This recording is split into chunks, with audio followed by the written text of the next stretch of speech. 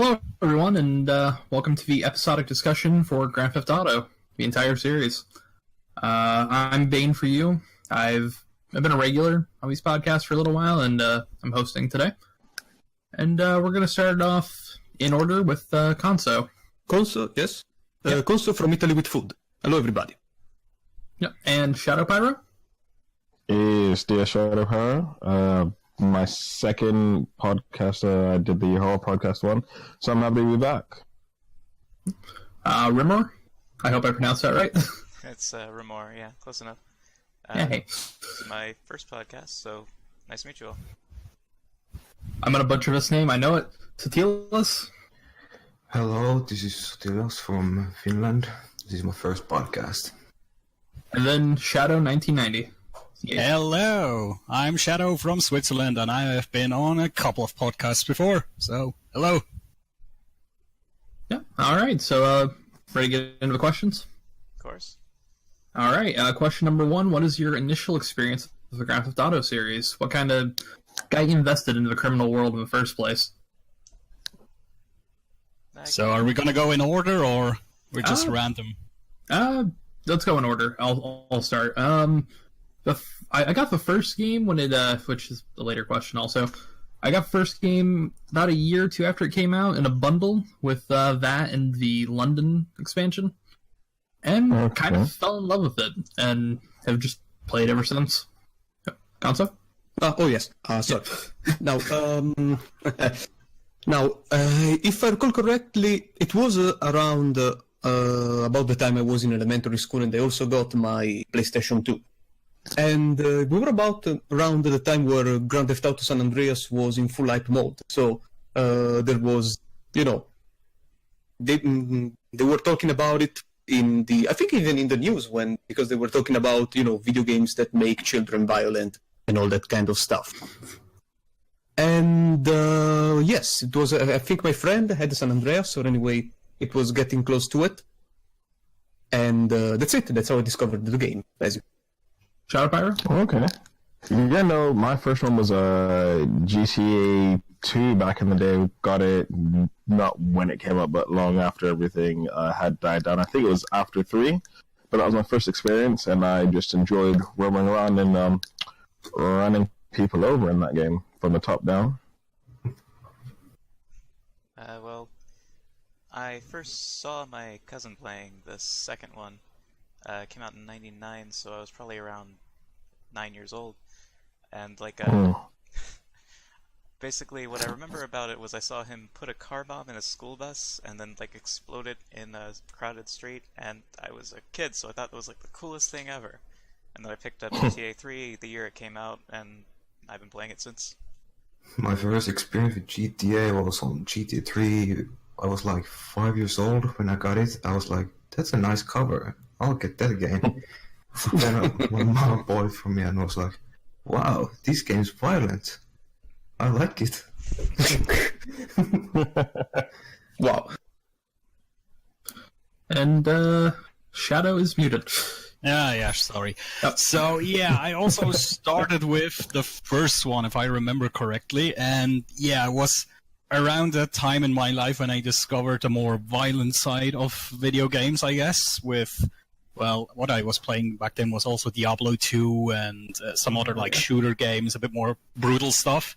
And I think it was probably my brother who brought this home one time, and we had a lot of fun doing random stuff, running people over, and I don't think we ever did any missions, but it was still fun as hell. Oh yeah. So now on to the next question. What's everybody's favorite and least favorite GTA game? I'm going to be a little contrarian here. I'm going to say Vice City Stories. I love that one. I've spent a lot of time playing it.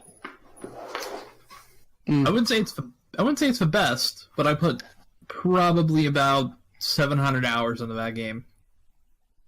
Yeah. Least favorite would be Liberty City Stories. So, the Boss Stories game? Yeah. Okay. Now, as far as I know, because I must admit I haven't played all the GTA games religiously, but I can say I have an idea of all of them. For the favorite, I'd say in an ex aequo, San Andreas and 4. San Andreas because of the environment and 4 because of the character. And the least favorite, GTA 5 because of all the economy model and how they are basically nickel and diming players with microtransactions. Oh yeah. For me, favorite, probably the most typical answer is San Andreas, because that's the one I spent the most time on, that I grew up with, just roaming around on my BMX on that game. And the customization that you could do in that one as well is just crazy, and I enjoyed the story. Least favorite, I wasn't that big a fan of 4.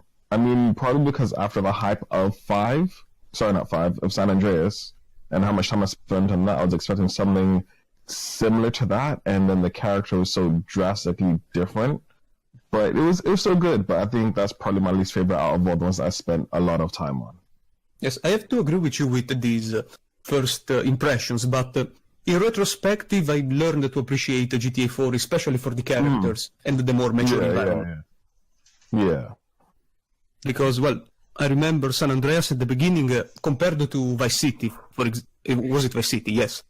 Compared to Vice City, the map was huge, there was a lot more stuff to do, and, I mean, I remember, I still have it behind me, that they made a preview, an 8 pages special preview of to San Andreas or something like that, just to show how groundbreaking the game was in a magazine.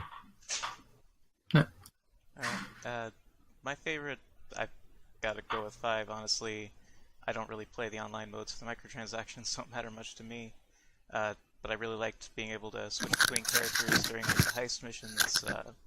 I liked that there were more than one main character, and I honestly like to play in first-person mode, and I use the PC version, so I've got that.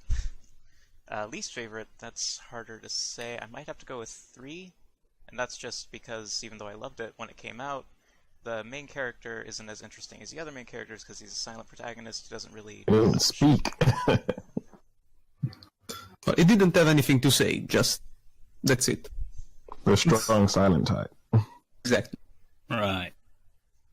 My favorite GTA has to go to Vice City. Got the setting and the 80s, main character, and the ability to purchase properties first time. That was really nice, even though it was like annoying to grind some money, some parts, but it's really good. I loved it.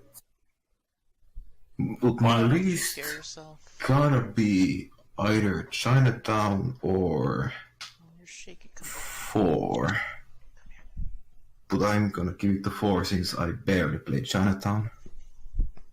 Is Chinatown the Game Boy Advance one? The PSP. PSP, that's one. Actually, it was Okay. a PSP and DS. Yeah, I was My gonna bad. say, I think it's DS too. Yes. I believe it also had a smartphone spin-off or something like that. Yeah. I recall one of my classmates at high school playing it. Yeah, I never really bothered with the mobile installations. But yeah, for me, the most favorite one, I would have to say Grove Street represent San Andreas, because there's so much cool stuff in this game. There's, riding around with bicycles. Then the first time I think you had the ability to swim around, if I'm remember that correctly. the first time. That was mind-blowing because every other guy in the game before couldn't swim for some reason. That was nice. And there was just so nice cityscapes that it had, and the different kind of cities, then the hinterlands or the foresty area where you could just screw around with like quad bikes and stuff. It was amazing. We can say it was the most rich and varied environment. Definitely. Yeah, definitely.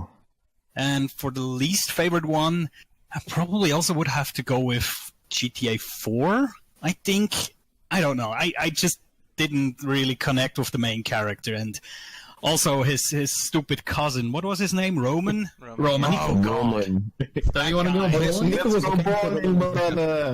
Nico was all right, but Roman was a pain in the ass. And if I remember correctly, that was also the first GTA where they introduced a bit more realistic driving physiques. Yes. And Yeah. and I remember I was always thrown out of the freaking car when I ran into a wall or something. That pissed me off. That's why you put your seatbelt I on. believe that if you waited for a while, the character actually fastened the seatbelt or something like that in for a simulation. Really? It's the same with the helmet. Yeah, if you wait like a Or second. maybe I am confusing it with the bike helmet. I don't want to say bull.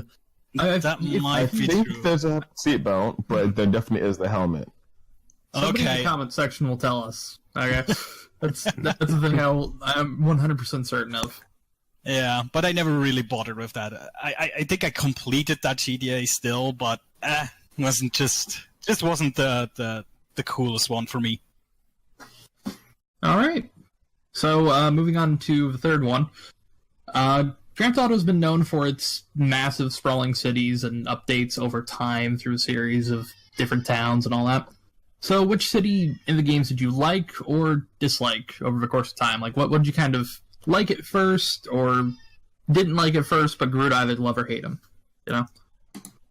For me, I would probably say the weakest city out of all of them in my mind is probably Grand Theft Auto 3's. That version of Liberty City is, admittedly, it's impressive for the time, but it is very weak compared to even later games, just about a year or two after with Vice City. Vice City of course. was massive. But yeah. Technical limitations were technical limitations. Oh yeah. And for a company that was reinventing the wheel at the time when it came to 3D, it was pretty impressive. I grew to kind of fall in love with Liberty City in I think it was GTA 4. Yeah, GTA 4. It was really nice there. There's still things I've driven through and haven't found. Yeah, I'll move the question on. Now, I don't really have a least favorite city because once again we need to keep in mind the environment, the context, or the context of the game, the technical limitation, etc. But without a doubt, the San Andreas environment was the most impressive, as I said, because of the varied locations and the stuff to see and to do. We are talking gameplay wise, but in San Andreas there was always an interesting place somewhere. Definitely. I don't know. It's kind of tricky because playing through 3, which to be fair, I only ever got to the second island. It was quite nice, but it was small. And I think even Vice City, is a smaller overall map than 3. My favorite one is probably not Vice City, 4, because of its likeness to the city it's based on. But I'm also torn with the Los Santos area in 5 because it actually looks really nice. It's got everything that you want. It's got the nice parts, like from the Hollywood-esque parts to the South Side parts of it as well. So I think it's torn between 4 and 5 for me, but I'm leaning more towards 4 because of just the variety that you had within the city itself. I think the third island has the best part for me, like a small part of it that just looks so old school residential, more like a Boston area. So I'm gonna go with 4. Least favorite 3 because it all just felt very bland and gray everywhere. Well, I have a soft spot for Vice City because I was raised in Florida, which is where Vice City takes place. It's supposed to be in Miami. But I'd probably have to go with San Andreas, either in the actual San Andreas or in 5, just because it felt more like a real city. I mean, they progressed with their programming and everything. It felt like you were actually in a city, as opposed to Vice City, which was more, people would jump into your car if you were driving close enough to the sidewalk. Okay. Don't really have a least favorite, so... Yeah, least favorite is kind of hard to pick when it's coming to the maps because when you get the new game, it's always nice, yeah. My favorite city gotta be either Vice City. Yeah, Vice City is my favorite one since I love the 80s setting and Miami is one of my favorite cities. And least favorite, I have to give it to 5. Because half of the map is just empty wasteland. And Yeah. and another half is just a city. I hate to make the joke, but that's California. Wow. Yeah, but I mean, within the game, there's a lot of empty space. They were saying, "Oh, the map is so big, and it is." But a lot of it is just space that is not used productively. Yeah. I can agree with that.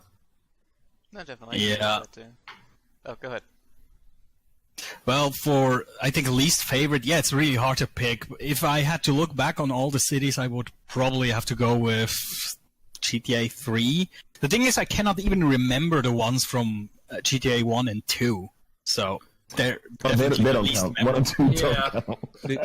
Okay, I love that's them. good. They don't really count for that. All right, that's good. So I'll go with 3, and for the most favorite part, I'd say San Andreas, but specifically the San Fierro part, which is the second city, which is San Francisco. Yeah. There's so much cool stuff. There's like these really height differences on the streets where it goes very steep uphill, and you could really jump in the city. That was really fun. And then there's the airport next to it, and down to the south is the huge mountain where you could go on top and then grab yourself a bicycle and then race downhill.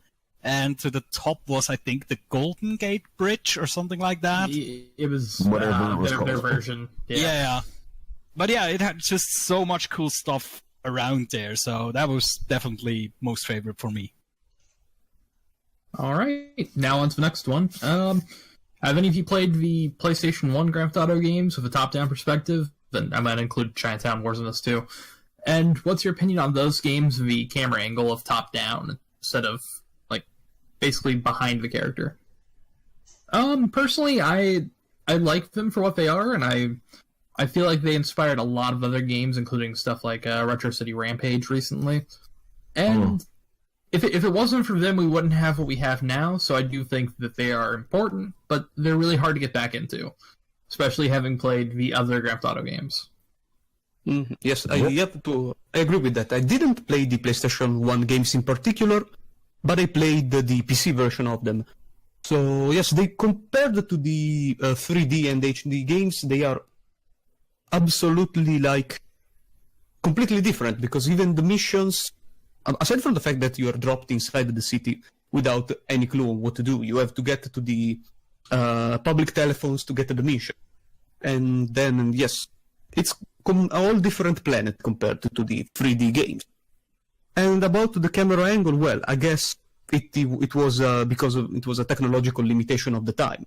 And I don't think they could have managed to get a gameplay this smooth using another system, considering the limitations of the time. Yeah, I'm completely on board with Konzo right there. I mean, you literally dropped in out of nowhere. You don't know what's going on. You don't know how to play the game. No instructions or anything, and then you hear a phone ringing and you do your job. So I really loved the first 2 games for that. It was just you go around and you eventually get, I shoot things.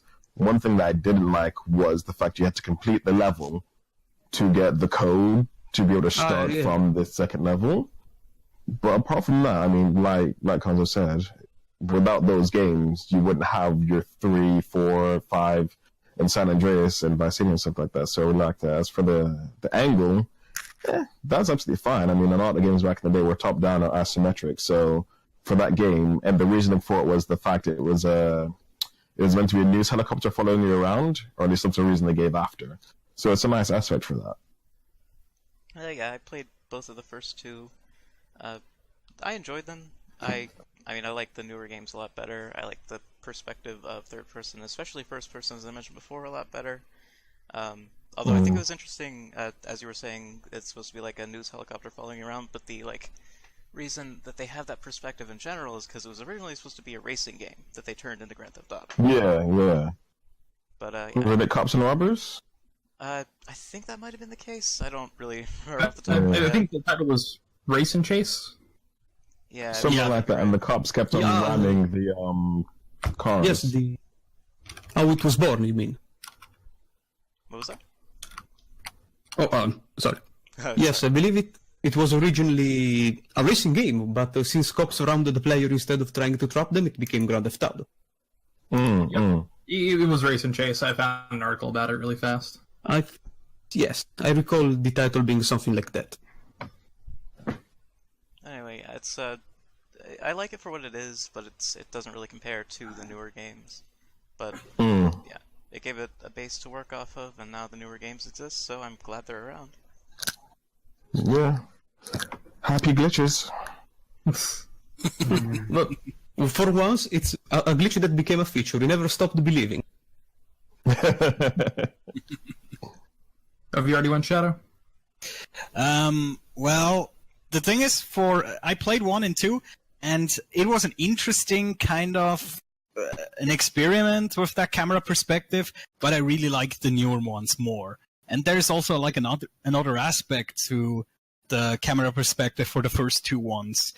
And it is that in the GTA 1 and 2, you don't have one main character you can choose when you start the game. So it's like 5. Yeah. But in 5, everyone had a story that ties them into the whole thing. And I think in the first 2 installments of the game, it didn't really matter which one you chose. Yeah, there was nothing really bonus to him. It was just pixels. Claude, though. Besides, so I did hear about that. It's like the camera perspective is so distant from the character because you're as distant from them as well, because you don't really care too much about the character, so to speak. But that changed in 3, of course. Also, fun fact, in the German version of the game, you can only pick the male characters. They completely censored the female ones for some reason. I don't know why, but they did. Germany censorship has always been fun. Oh, yeah. And besides, a thing that I remembered from Grand Theft Auto 3 is that you could set the view to be top-down for the veterans of classic games that felt confused with the new approach. That's true, yeah. I can see the world in first person, and I'm confused by this. Yeah, I tried first person view. That's not really the way I play this game, but I think it's a nice addition, actually.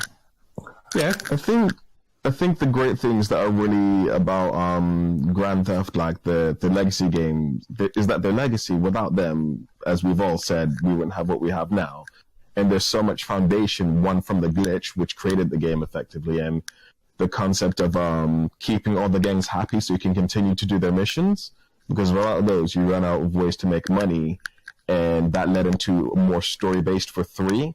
And getting 2 telephones turned into meeting up with people to get jobs and go further with the story. So there's a lot of things from those games that helped create 3. Definitely, there's so much emphasis on 1 and 2, and even like London as well, that helped create 3. So without them, we would definitely not have the games that we have now, including all the other things that we'll talk about later in the podcast. Absolutely, yeah. Oh, yeah. I forgot to mention the London expansions. Oh, yeah, right. Yep, those were pretty Never great. played them. They were okay, yeah. I played it for like 20 minutes at my friend's house, so I don't remember much apart, except it had Oxford Street, which is nothing like actual Oxford Street. Also, the weird thing is, apparently the London expansions are completely unplayable on modern PC. Really? Yep. Just heard about I that. guess it could be because of processor speed or something like that. Back then, programming was very weird. Yeah. I know with like a Fallout 1 and 2, if your processing speed's too high, you'll die of like old age pretty quickly or something like that. Oh, wow. Yeah, like it's just like that's on the years go by clock. in seconds or something. I personally experienced that with Carmageddon, but I think that's for another. But can it play Crisis? Probably. Alright, so, what's your guys' favorite and least favorite GTA protagonist? I'm gonna go with Nico. It's my favorite. Yeah, same. And this one's more on how they kind of did him after the events of it, but Johnny Klebitz, least favorite. Who's Who's that? Because He's from Lost and Damned, right? yep. The guy at the beginning of Yeah. 5. Yeah, well, without Yeah. spoiling too much, what they did to him kind of made me dislike him a lot. So yeah, not gonna spoil that. I don't really dislike the protagonist, but for sure my favorite is Nico, as you said, because of the character itself. You know, kind of like it didn't felt unidimensional or bidimensional like other characters, but more of a person than a character. Yeah. I don't know. Like I liked a lot of them. CJ was cool, but he felt a bit stereotypical of the whole '90s I'm in the hood kind of character. But he was a funny guy, especially when he's doing things that you wouldn't think a gangster would do.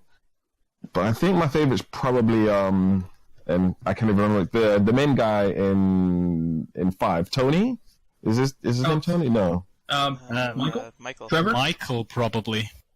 I think it's Michael. The Because it's rich not guy. Franklin. Yeah, the rich guy. Yeah, that's Yeah. Michael. Yeah, Michael.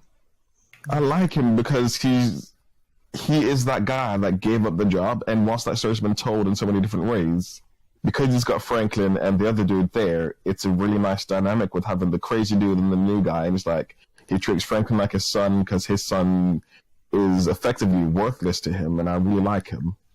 As for least favorite, for outside of like gaming reasons, it's Claude because I hate the silent protagonist. I like when people talk and you can interact with them. So it's probably going to be him or Nico, and I think it's just off of the high that I had from playing San Andreas. Anything that came directly after that was just like, nah, I'm not a fan of this. But Nico is nice, but it's either him or Claude that are going to be my favorite. Least favorite, rather, sorry. My favorite is it's a toss-up between CJ and Nico for similar reasons. I find them both very sympathetic. Neither of them wants to be doing the crime that they're forced to do in their stories. They want to be legit, but they get forced into doing what they do. And I kind of like that sort of story. My least favorite is probably Tommy Vercetti for the opposite reason. He's not very sympathetic at all. He's just kind of a jackass, and I don't care for that much. He's amusing. He says some interesting things, but Oh, yeah. as a person, he's kind of a dirtbag. He's definitely a dirtbag. Yes. He literally has no nice guy redeeming qualities. He's an excellent character, but definitely absolute dirtbag. Yeah. Yep. My favorite character, sadly, has to go to Tommy because I like him because he's basically Tony Montana. You like him for the very reason he dislikes. Yeah, but Tony Montana actually had redeeming qualities as a nice person, though. Yeah, Yeah, at the beginning. Tony, Well, I mean, I was just saying, Tony had he had issues with harming innocents. I'm pretty sure Tommy didn't give a shit. Nah, he definitely didn't. well, to be fair, Definitely did Tommy's that. played by us, and we can be as nice or as total dicks as we want I to be. mean, that's true, but Tony, There's that, but also your missions. Come on now, the things that he says that we don't control. He's a dick. Yeah, okay, fair point. But we're compounding the dick into him also. That is the worst. Channeling the dick. That's as I said that in my head, I'm like, hang on. What am I saying right now? I'm gonna say it anyways. Yeah, But I mean, we basically just add more dick onto him, Yeah. effectively Yes. doubling the dick. That sounded so much better now. Not at all. Compound doubling the. But yeah, sorry about that. Continue. my least favorite gotta go to Claude because he has no character at all. Enough said. Well. And that's more than Claude ever said, so that's nice. Yeah, actually, yes. Least favorite, it almost pains me, but I have to say Nico. Maybe it's because Roman tainted that experience so much for me. They always wanted to go play bowling or some shit. I don't know, but Yeah, Set I the didn't phone mention on it. mute, Nico. Come on. And most favorite is hands down Trevor, because when I play GTA, I want to go around and blow shit up, and Trevor is just chaos incarnate. It's beautiful. Trevor's the embodiment of the player. Yes, absolutely, and that's why I love him. He's like crazy, drugged up redneck with guns, and that's exactly what I want to do in GTA. My favorite thing about Trevor is when you're Franklin and you're driving him from the outback to the city, and he's talking about this little girl or whatever who wanted to grow up and be a pilot, and you just know he's talking about himself. And then when Yes. Franklin says it, he's like, "No, shut up! It wasn't about me." Oh yes, so many great dialogues in this game. It's amazing. Yeah, love him to death. He's awesome. And now I can't watch The Walking Dead without thinking of Trevor. Yeah, actually, seeing him on there, I'm just like, wow, I wonder when the next DLC's happening.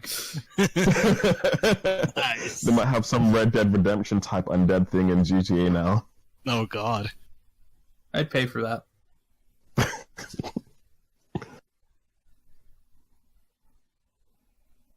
But yeah, Okay, that's so- pretty much it. All right, so to the next one. What is your favorite and least favorite GTA mission? This is tough. So many.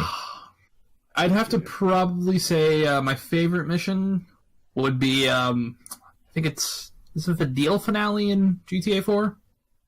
Because it ends everything really, really well, and getting to kill a couple certain people was worth it. And Sense the of least favorite GTA mission. You got to catch the train, CJ. Yeah, That was so clear. First few times we're just like, fuck this, quit for a little while. Yeah, so let's go on down the line. So now, for the most favorite, once again, I don't remember because, well, aside from the fact I've played them a while ago also, they usually keep a certain standard. But for the least favorite are plane missions in general. Probably because also I played many of the games on PC, so you can't really control planes with a keyboard. Yeah, but absolutely I couldn't stand them. There was one in particular that besides, it was the mission that blocked me from continuing with San Andreas. And I was already in Las Venturas or something like that. It's the mission where you need to get the shitty plane and align yourself with the big plane and fly Yeah. flying the Fly into ring it. at a certain height, facing in a certain direction. Well, that was too much, even for me.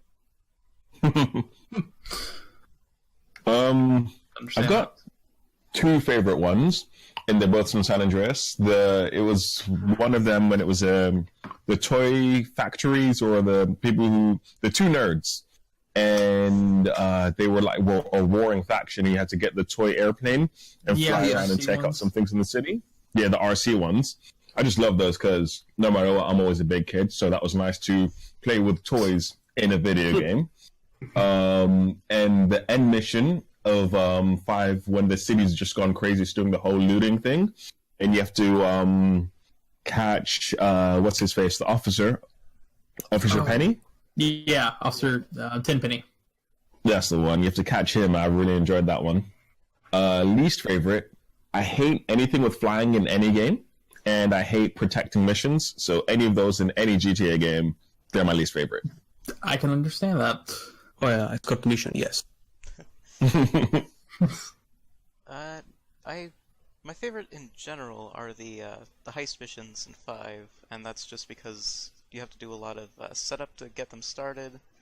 There are different ways to actually do them, and they encourage you to switch between your characters as you go through those missions, which I greatly enjoy. I like switching around with characters. That's just a lot of fun for me. Least favorite, I don't really know. I can't think of any off the top of my head. I've been trying to think about it, and I just probably blocked them all out of my memory. Vice City, I think it was, had a mission where, or maybe it was San Andreas, one of them two, had one where you had to like go save a guy who was in a burning building, I think. All I remember is yeah, that I know what you're talking about. San the Andreas, would maybe. fail immediately if you use too many cheat codes, and I really like to use the cheat codes in those games, just like spawn a tank or have a I flying think- car. Talking about cheat codes would open an entirely new podcast, probably. So maybe Yes. How many cheat codes do you guys remember to today? Yeah, funny enough, probably none off the top of my head, but if you put a controller in my hand, I'll probably be able to do Yeah. Oh, absolutely, yes. That's just muscle memory. I remember the Up, first two, up, weapons down, cheat left, right, up, down, and the left. health code, and that's it. Also, because I remember the weapon cheat codes that were very similar. They had like combination of R1, back R1, heel, R2, L1, L1, and then L2. Yeah. yes, and then a different like directional keys combination. Yeah, right. Mm-hmm. I played it when I was very very young. I played them on PlayStation 2, but not much. I mean, when I played them on PC, I tried to go the notched route because of moral integrity, I guess. But I never did any cheats on 4 because it was too much effort to dial them in. I just preferred using the controller to do them. But San Andreas and 3, nothing but cheats all day, every day. Yep. Besides, I think there are. I mean, some of the cheats were also pretty rad, like the one that put the city into riot mode or something like that. Oh, yeah. I like- like that one. Or like pedestrian with weapons and pedestrian that attack you. I broke Yeah. the game by that. You know, it's weird to think about. The Grand Theft Auto series is kind of the last bastion for cheat codes. Yeah, I was That's thinking- kind of true. I was actually thinking about Yeah. that recently. Because cheat codes used to be in everything. Like, you I mean, have to go to, like, I websites to remember find them. even the first Siren game had some, I think, right? It might have. Yeah, I think it did. Obscure things that I don't think people really thought of at the time, and then now Grand Theft Auto Yeah. is the last big one with cheat codes. Most you'll get now is, like, console commands. Yeah, Yeah. or any files. Considering Oh, yeah. the fact, considering how the game's development has evolved, I guess it was also a natural evolution since now you can access many of the hidden controls in a different manner than the key combinations you used to put. Yeah. Yeah, true. And in online games, they basically sell you cheat codes now with like microtransactions, so to speak. So yeah. Oh, we'll get into that one with this game in a minute. Yeah. Oh yeah, it's among the next question. Foreshadowing.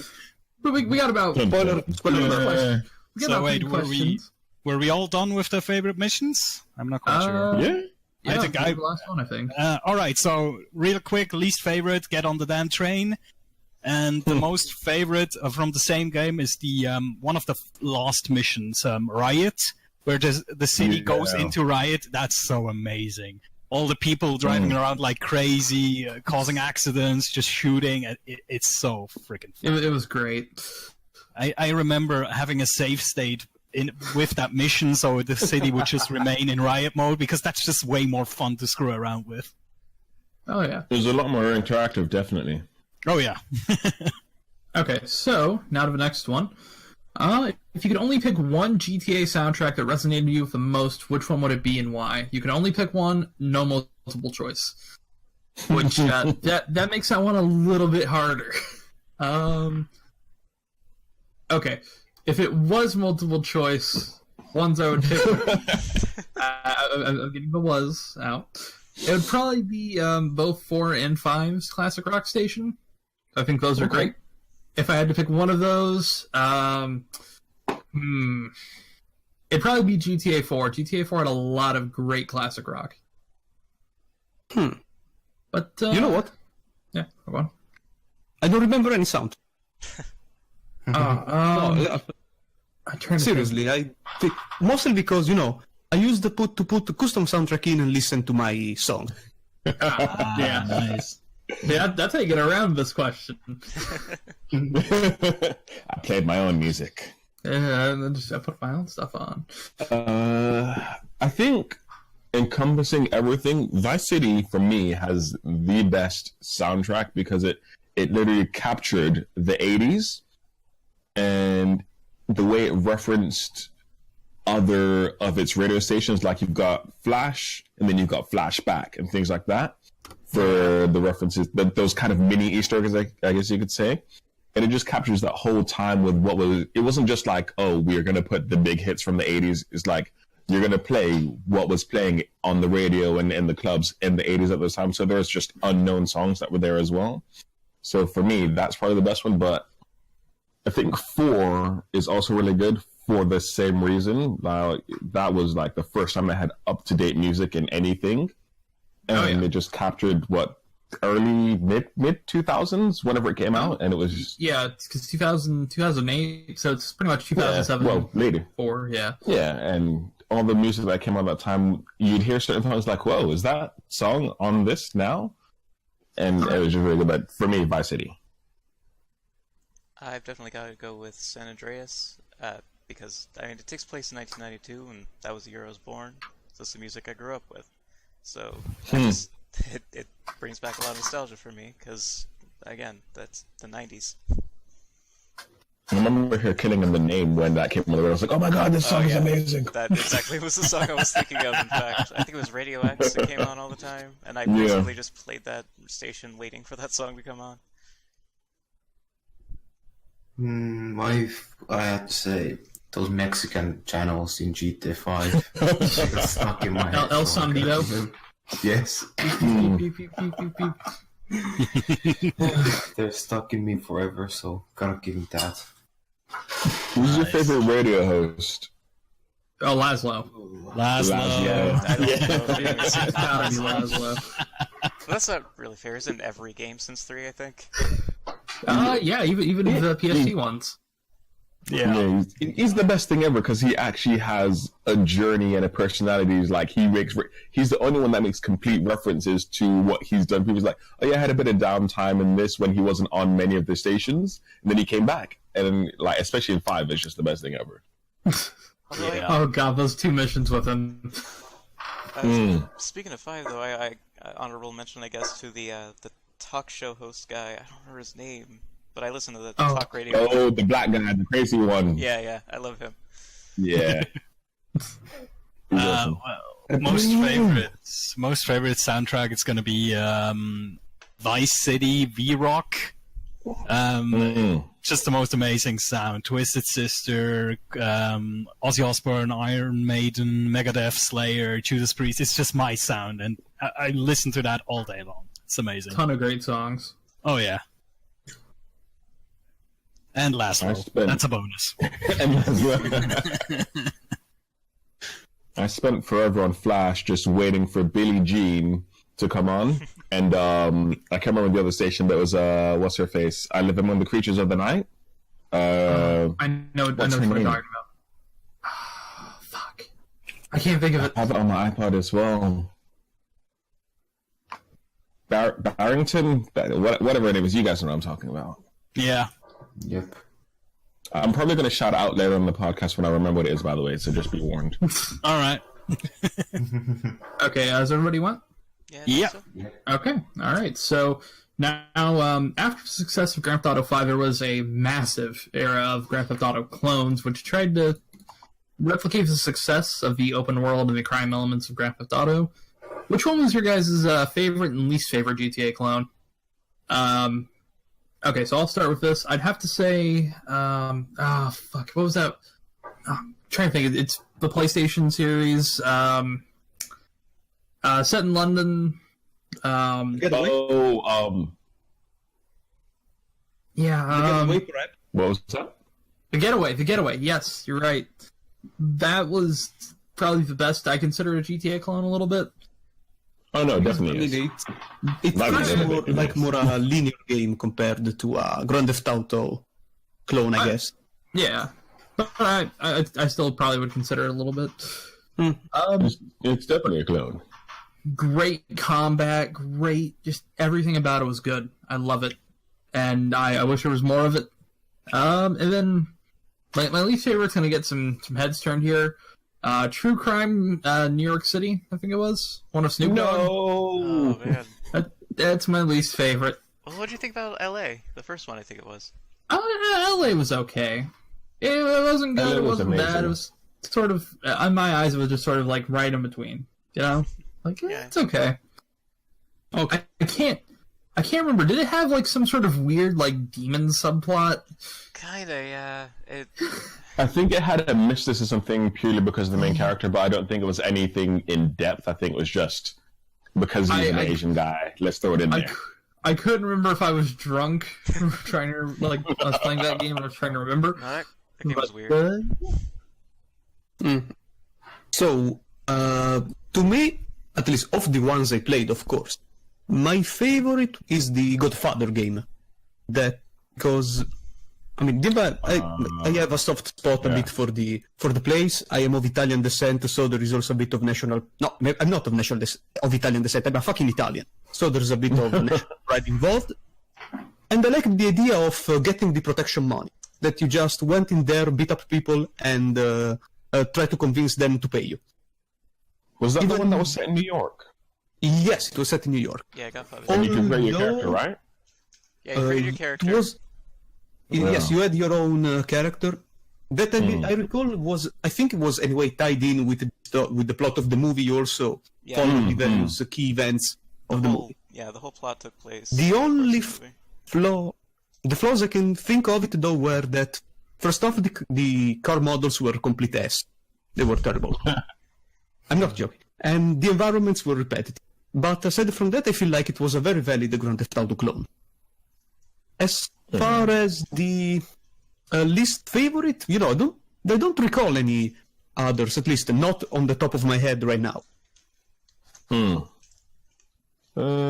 Favorite one that came out in... Is this like more recent or just overall? Just overall. There's a couple of favorites so far would be True Crime Streets of LA, because it just reminded me of Martial Law with Sammo Hung. Oh, yeah. So I love that TV show. So that game was like, this is amazing. I liked, for the getaway, just the way you had the turn signals, the indicators, like how you got around and everything. Oh, yes. My friend actually learned his way around London because of that game. Yes, I read that. I read that it was a very realistic representation of London. Yeah, like 70-80% of that game is literally point for point London. All right, especially when you got to Central London areas, it's really good. But overall favorite right now, Sleeping Dogs. That game, like when they announced it when it's True Crime Streets of Hong Kong, and then it got cancelled, I was upset. But that one right now, definitely favorite. Yeah, least favorite.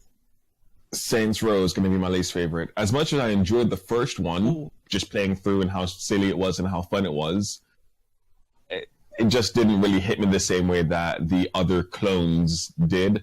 And now it's not even a clone, which is really good as its own game now, but it just kind of took a step somewhere else. Saints Row kind of started going downhill from the third onwards, because I think the biggest mistake they did was recycle the same map over and over. Yeah, and now they've completely made it a different series. Yes, but so far it looks like a disaster. You mean Agents of Mayhem? It flopped. It flopped hard. Absolutely. Well, Agents of Mayhem is a completely different game, though. I mean, I think it's unfair to say it's a flop, because that game, there's a lot of good things about it. There's a lot of things that are just like, but it is copying things like Overwatch quite a bit. I would say more like Crackdown. Yeah. I also hit Crackdown. Like, that's a terrible game. Crackdown. It's just The second one I can see. Painful. The second one. To be fair, the second one's that I did play. That's the one I played. Okay, yeah, you should play the first one. It's that good, yeah. It's pretty great. It was just for worse because it kind of just so it took its sweet time with getting everything into it. Okay. I might. Most likely I won't, though. Yeah. I was hoping no one was going to say Sleeping Dogs before I got to it, but then they did. So yeah, I was hoping the same thing. My bad. I'm sorry. Definitely Sleeping Dogs. That was... honestly, I like Sleeping Dogs better than I like any of the Grand Theft Auto games. So... but yeah, it's a great game. I love both the driving, the shooting, and the martial arts in it. Everything is just really solid. It's just a really great game. My problem with Sleeping Dogs is the driving, though. It is literally ass. You have to learn how to drive in that game to be able to drive effectively in that game.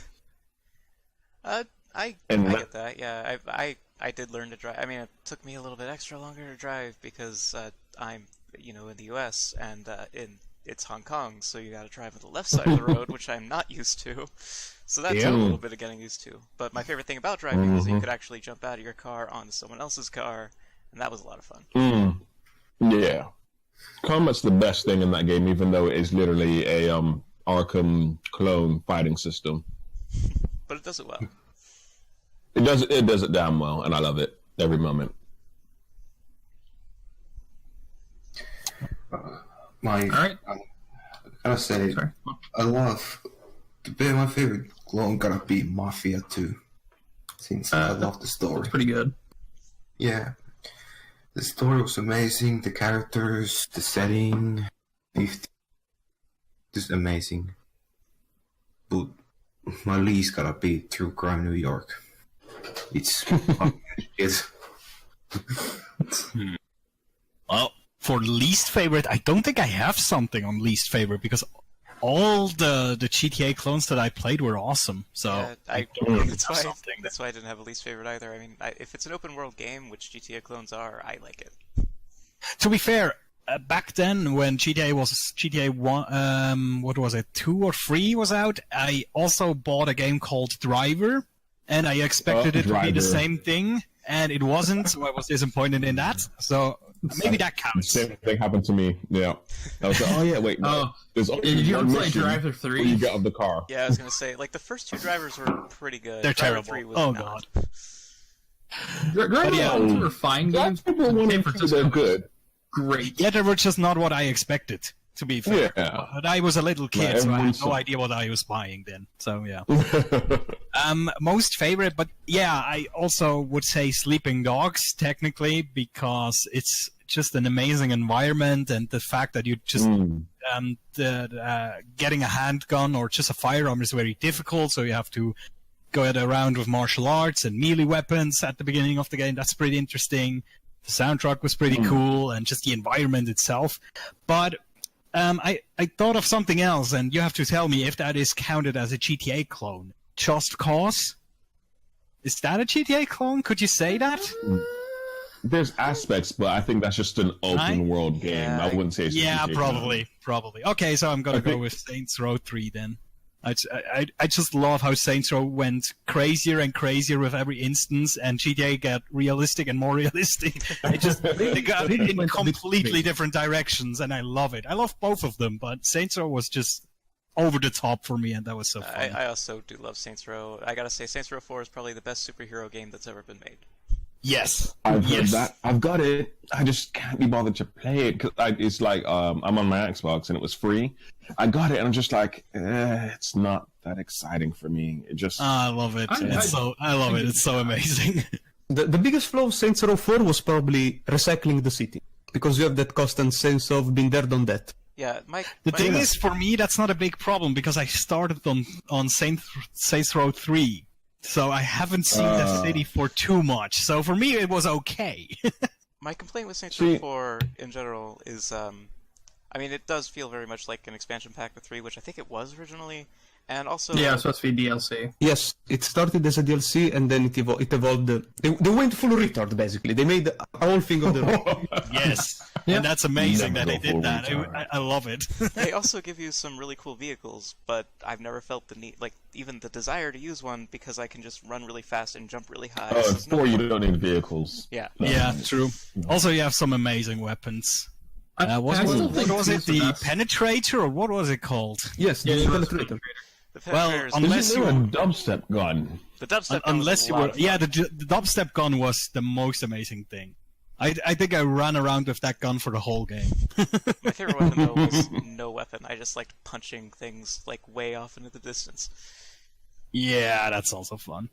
All right. I mean, the thing is, uh, for Saints Row, if you live in Germany as well, you got a lot of things missing from that game. Just saying. Oh, I mean, there's whole mission types you're missing. That's crazy to me. But yeah, You know what was the best Saints Row mission ever? Septic Avenger from Saints Row 2. Oh yeah, that and the fake cop TV show. Oh, also that. Saints Yeah. Row 2 is probably the best side mission. It's in my mind it's the best one. I mean, Yes, I mean, 3 and it's 4 are coming okay, but that- like 2 was just perfect. Because it was still a GTA clone, but better than the first Saints Row. Exactly. And they weren't full retard yet. Oh yeah, that'd be the next game. Oh, But, wait, I forgot something. Watch Dogs. Sorry, I have Watch Dogs has a personal soft spot in my heart for GTA clones. Watch I've Dogs. never played it, but I there's heard a lot of Aiden is concepts. terrible. But by the way, did not show anything. If this is going up today on the 12th, there's still a way you can get it for free on Uplay. Just saying. Oh, I got that for free like a couple months ago. Well, the thing is, it was my first Let's Play on YouTube, so it has a soft spot in my heart. All right. That's fair enough. I got the Watch Dogs for free on my Xbox in anticipation for Watch Dogs 2. Have not touched Watch Dogs at all because I don't know if I can be bothered to go through what I've only ever heard to be just terrible and a boring lead character.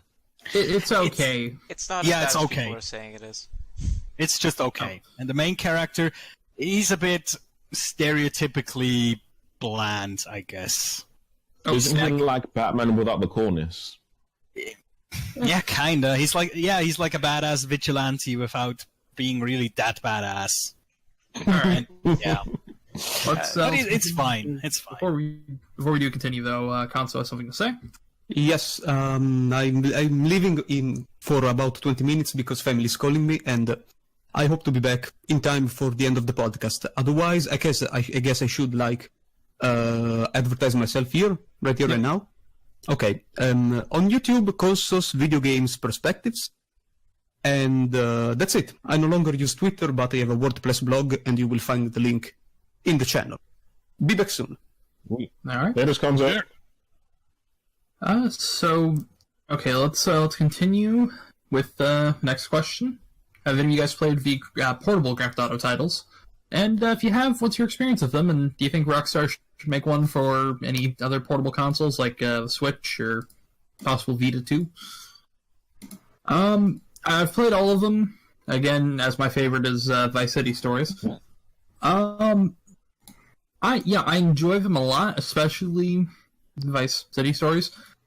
But do I think they should make another, designed for something portable? I mean, it would be interesting to see a VR game. Okay, yeah. I'll talk about that. You can do mobile VR, stuff like that. But yeah, I wouldn't mind seeing it on something like that or a Switch. Yeah. All right. Down the line. I played them. I played them when they converted them to the PS1 the PS2. So I played Liberty City Stories, which I liked because the places you went were places that you couldn't get into. Like there was a house somewhere, and that was you stayed around the corner from the first place you did in 3, which is a nice touch. The characters were interesting, but nothing really drove me to say, you know what, these are really great stories. But I never played Vice City or Chinatown. The closest thing that you really got to it for later on was the Ballad of Gay Tony and Lost and Damned. And I think those are probably the closest you'll get to having those kind of portable stories. I played a little bit of Vice City Stories and Chinatown Wars. I had them both on my PSP before my PSP died, so I didn't get to play them very much. I think I liked Chinatown Wars more because it was more made for a portable system rather than just being sort of a kind of watered-down version of Vice City. I think that if they want to make stuff for the 3DS or something, that might be cool if they use the touch controls like they did a little bit for Chinatown Wars, but I didn't really get to use those because I was playing on a PSP. Other than that, no, I don't really care if they make any portable games. They should keep making the mainline games for PC and consoles, and I'm happy with that. Yeah. If you count those Vice City Stories and Liberty Stories on PS2, since those were on PSP, since I've played the PS2 versions, So I only played those, and like 10 minutes of Jonathan. Didn't really like it. And this was just morely focused on the console version, in my opinion. Also, I have to go now since I had some unexpected things to do. So my Twitter is friendliest Sotiros. You'll find it there. So I'll catch you guys later. All right. See ya. Have a good one. All right, mobile games for GTA. Nah, never played them. For me, GTA never was a game I wanted to play, like mobile on the move. Because when I want to play something mobile, it has to be something I can pick up, play for 5 minutes, and then just leave it there. And GTA never struck me as a game that really gels with that, so to speak. I don't know. It's weird. I can understand that. But on the VR front, that's actually something interesting because there's two ways how they can do it. I guess they could do like a sit-down VR experience, so to speak, and that would be okay. But what I would really love is like a room scale GTA VR experience. But then the problem would be how would they deal with the transportation, the walking, so to speak, because most games have a teleport system, and that's not cool. In GTA, I could not imagine that. And there has been some interesting concept for movement, but so far nothing that you have to say, yeah, that's the best thing, everybody needs to do that. So they still have to figure that out. I guess There's a horror game that has it, with a clown, and you like use the arrows on the headset to move forward and back and look around. So they could look into something like that. Yeah, maybe. There's also some systems that use like they track your controllers, and then you pretend like you're walking, and based on that you move, and that works as well. But it's just it's everything is a bit it's still work in progress. So they have to solidify it first. Yeah, but then maybe I want VR to progress to the point where I can like walk on a treadmill or something and move around. That would then be horrendously expensive, I would say. Probably, but that's what I want. I mean, VR is expensive as it is. So. I don't have one. I'm poor. But that's what he wants. So it'll happen. Okay. I also want that, but I want it cheap as well, and that makes it difficult. All right. So, moving on to the next question. What are your thoughts on Grand Theft Auto's online functionality? And in here it says from GTA 4 to 5, but I'm going to include San Andreas Online. Like MTA, stuff like that.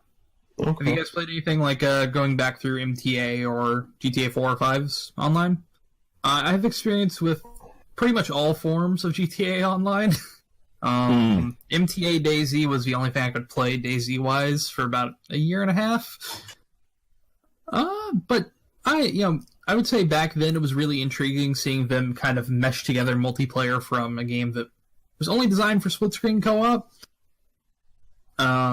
Or same-screen co-op, I think it was, actually. Yeah.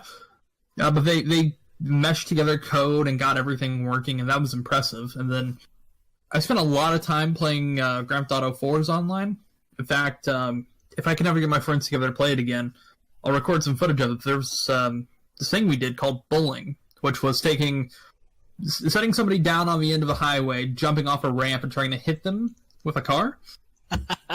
There were so many little things that game had where everybody was just making their own fun.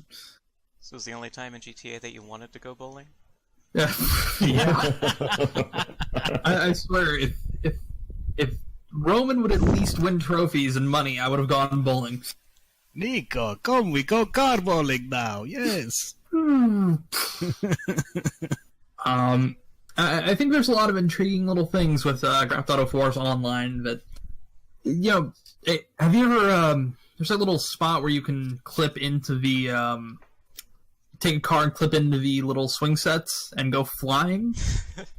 Oh, yeah, in the parking lot. I think it's in Manhattan area in the central city. Yeah, I think it's Manhattan area. And it just, sitting in your car flying across the other island and having to drive all the way back in the clunker. Stuff like that was fun, and everybody made their own fun with it. Yeah.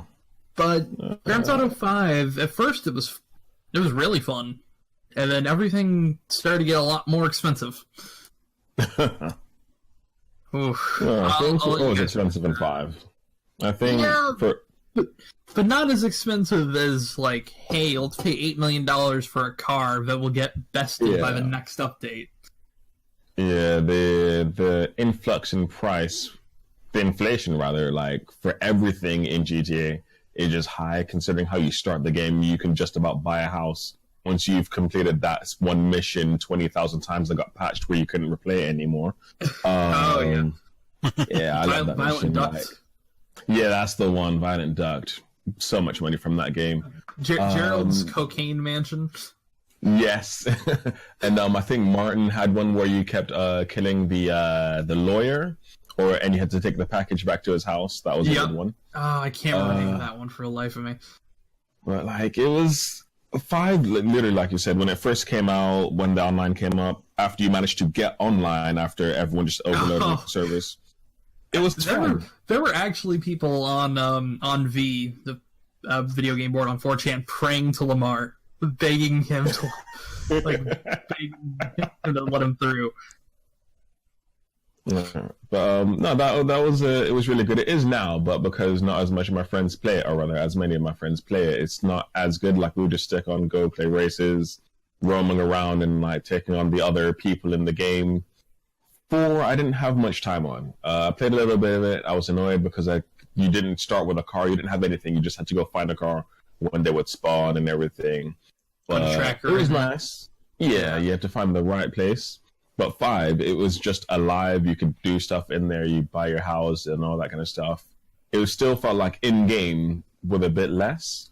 I just want there to be a bit more like with the expansion packs. Hopefully, they do a Vice City or a Liberty City, like a little island kind of thing there that takes you over there. You can catch a plane or try to fly there because, I mean, these places aren't going to be far in game world, or at least they shouldn't be.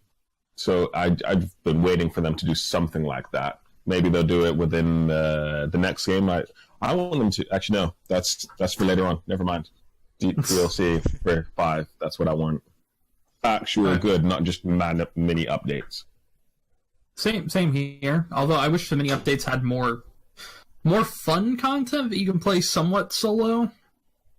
I just wish it had something new. Like the updates they have right now, just have a gun that's slightly different to the previous gun you've had since the beginning of the story, or have this slightly different car that does the same thing that this other car in your previous update did.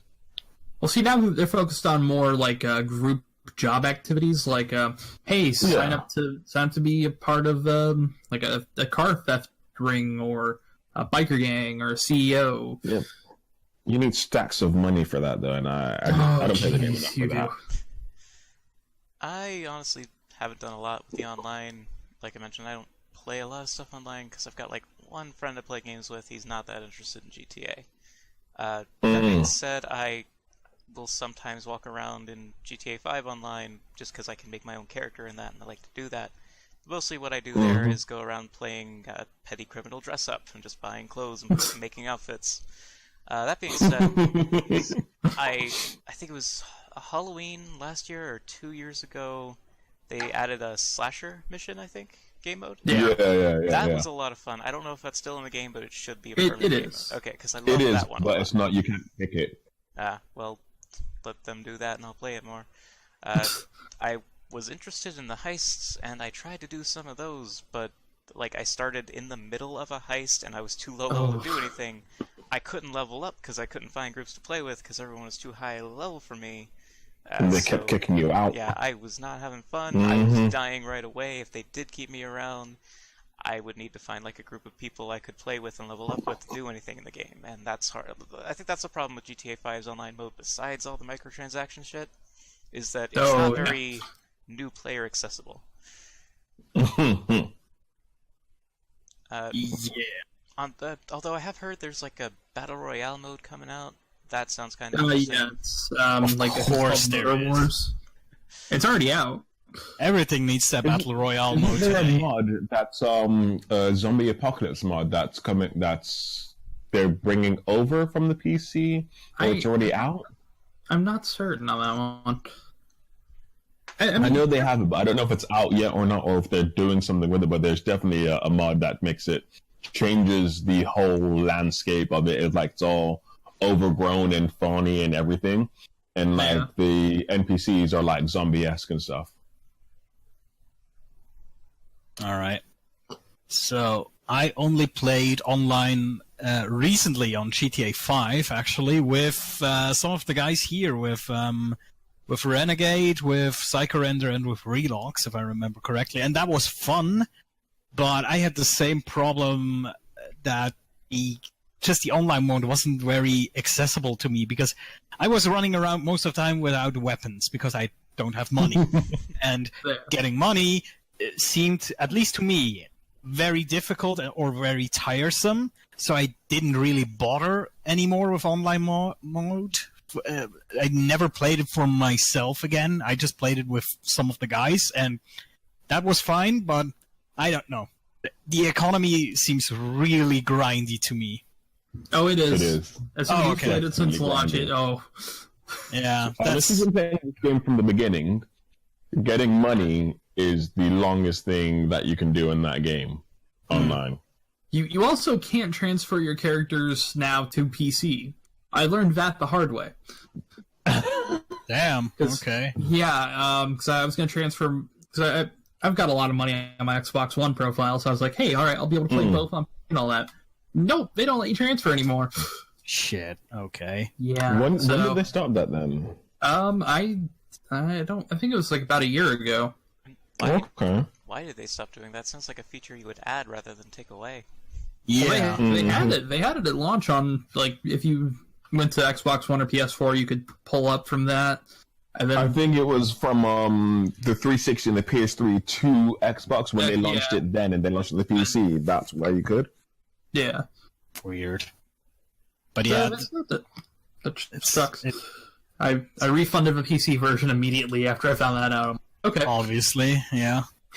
Yeah, I don't know. The online mode seemed so grindy to me, and if I wanted to play a grindy online game and put hours and hours into an online game, I probably would start to play World of Warcraft again, and I swore I would never touch that thing in my life again. So, yeah, not gonna do that. I've heard they've been doing good stuff with it, but I don't know.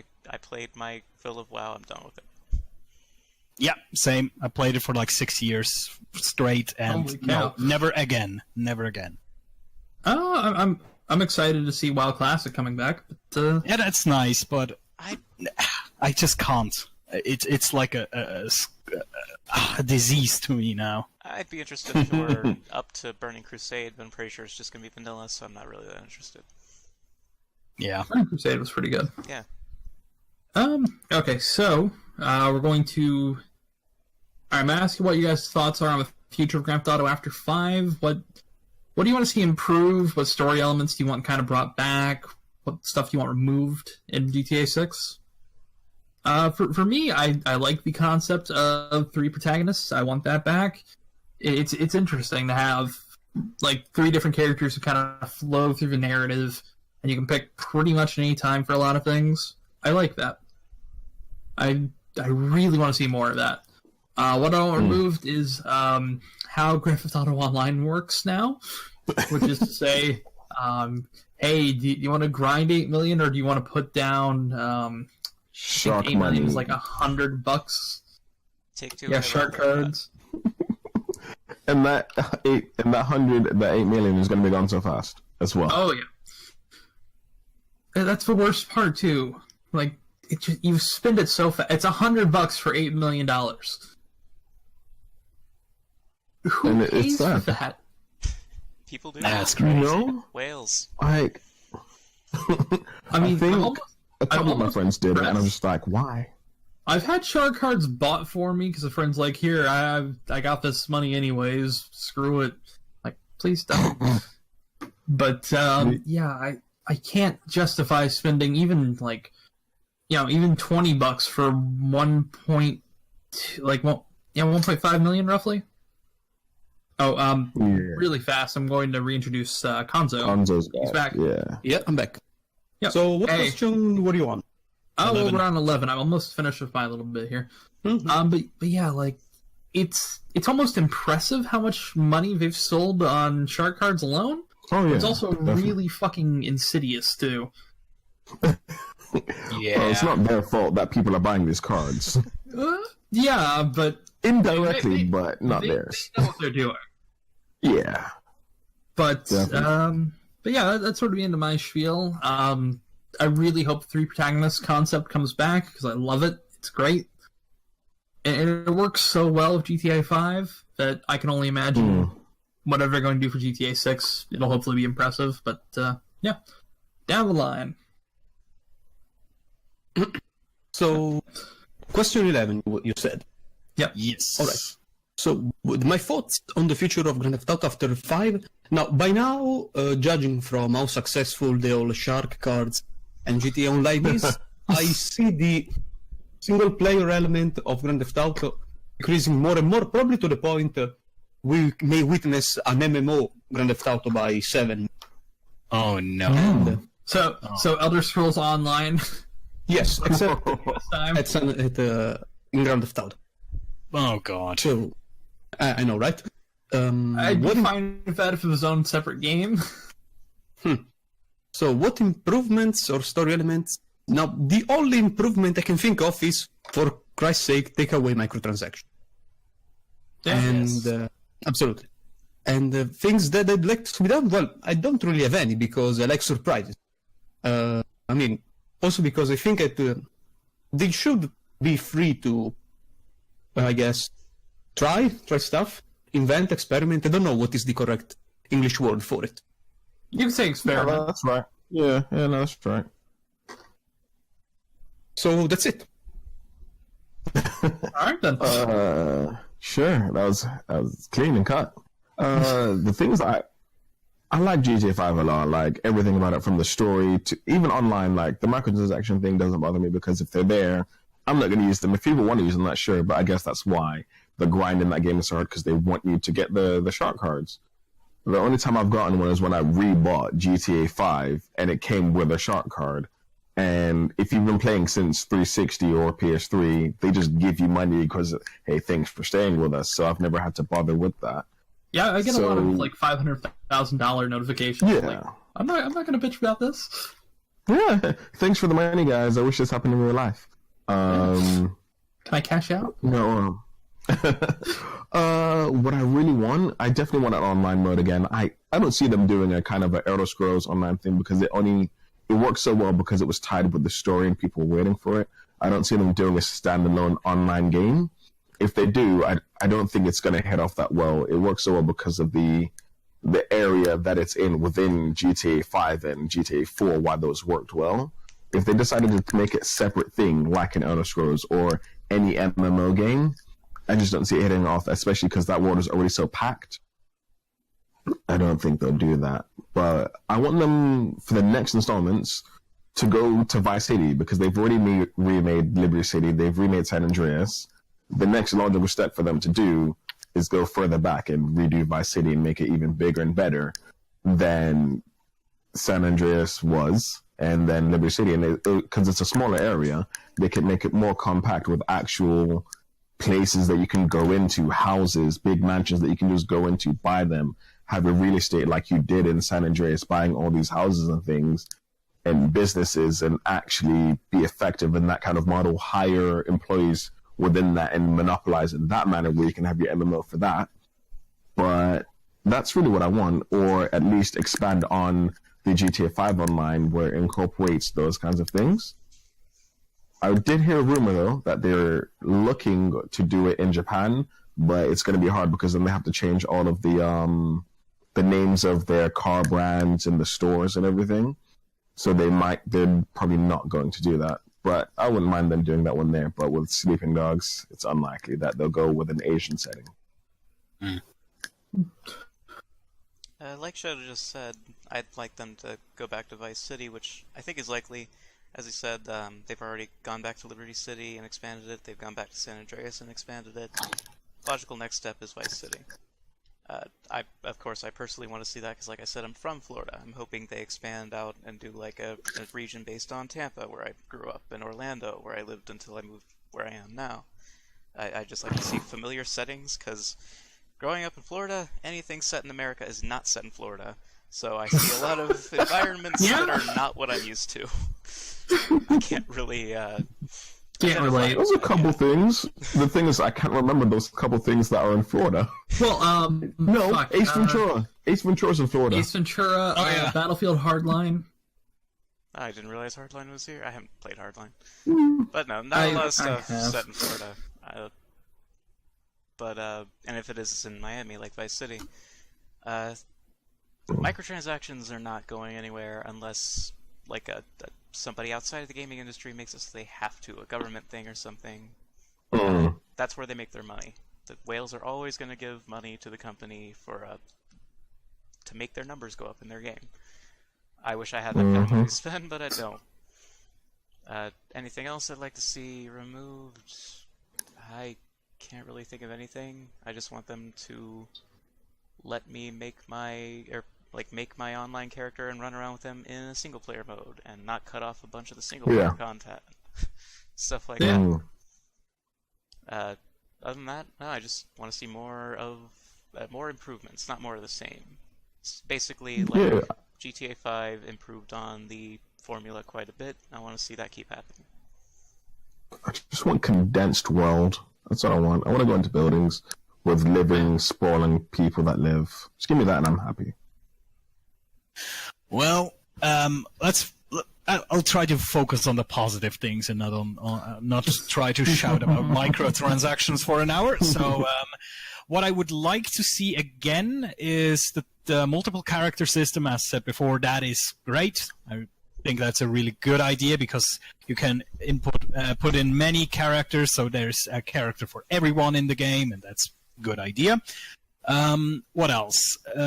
Just what I would like to see coming back, because I enjoyed it very much, was the more gang war style of San Andreas. I don't know. I liked conquering territories. For some reason, that's something I like to do. It was a bit random in San Andreas. As far as I remember, you just had to kill some gang members, and then it initiated like a wave-based event. That was a bit lazy, but you could probably turn that into something interesting. Maybe some side mission where you go and conquer some other gang's territory in some crazy, insane fights. That might be interesting. They do that in Godfathers. Oh, nice. So that might be a game I need to check out then. Because I love this kind of stuff. They had this system that the more damage you did to a certain family, the more they were hostile against you, to the point that they put roadblocks with people with Tommy guns trying to kill you. Ah, that's nice. So it's a really... That Godfathers, completely, it was under the radar. They did a lot of things that were really good, even though it's considered a clone. Godfathers and Godfathers 2, that was set in LA. Both very, very good games, story-wise and the mechanics they have in there. All right, that's nice. So, okay, I'll keep this as short as possible. What I would hate to see, but it will happen if it definitely, more grindy online stuff and more microtransactions. But yeah, that will basically happen, because if people want to throw money down the devil's throats, the devil will keep going. That's how it goes. Yeah, so, like I said, microtransactions aren't going anywhere. The ESRB said they don't see it as gambling. The ESRB is run by the gaming companies, so of course they're going to say, yeah, that's not gambling. Plus, 2K just recently came out and said that they're looking at putting microtransactions in every game they have coming out soon. Oh yes, I saw that. Yeah, as long as people keep buying them. Microtransactions. I don't think there is anything wrong per se with a microtransaction. There's nothing wrong. It's how you do it. It's how you do it. Yeah.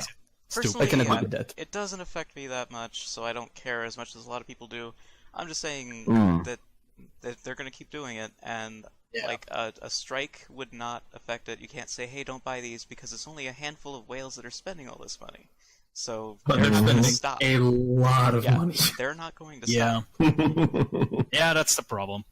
And I mean, I have bought microtransactions in games before, but mostly like cosmetic stuff and skins. I don't know, stuff that doesn't affect the game. But as soon as it's game-relevant things and stuff that lets you skip the grinding, that's where it turns me off. As long as it's not buy to win, I'm generally happy. I will happily buy costumes for characters, even DLC, depending on the game. Like Batman Arkham, the latest one, Arkham Knight. That DLC, for what it was heavily overpriced the season pass. But I'm a huge nerd and Batman fan, so I was like, yeah, I'm gonna get this anyway. What did the The content you got was terrible.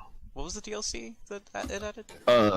They had the DLC for Red Hood and Harlequin, and if you pre-ordered it, you got it, but you still get it with the season pass. Well, There was another one for Batgirl. Just every story pack you got was only like half an hour long. And the DLC pack the season pass was just terrible. I'd have paid full price for Red Hood alone because it's my favorite, but that's me.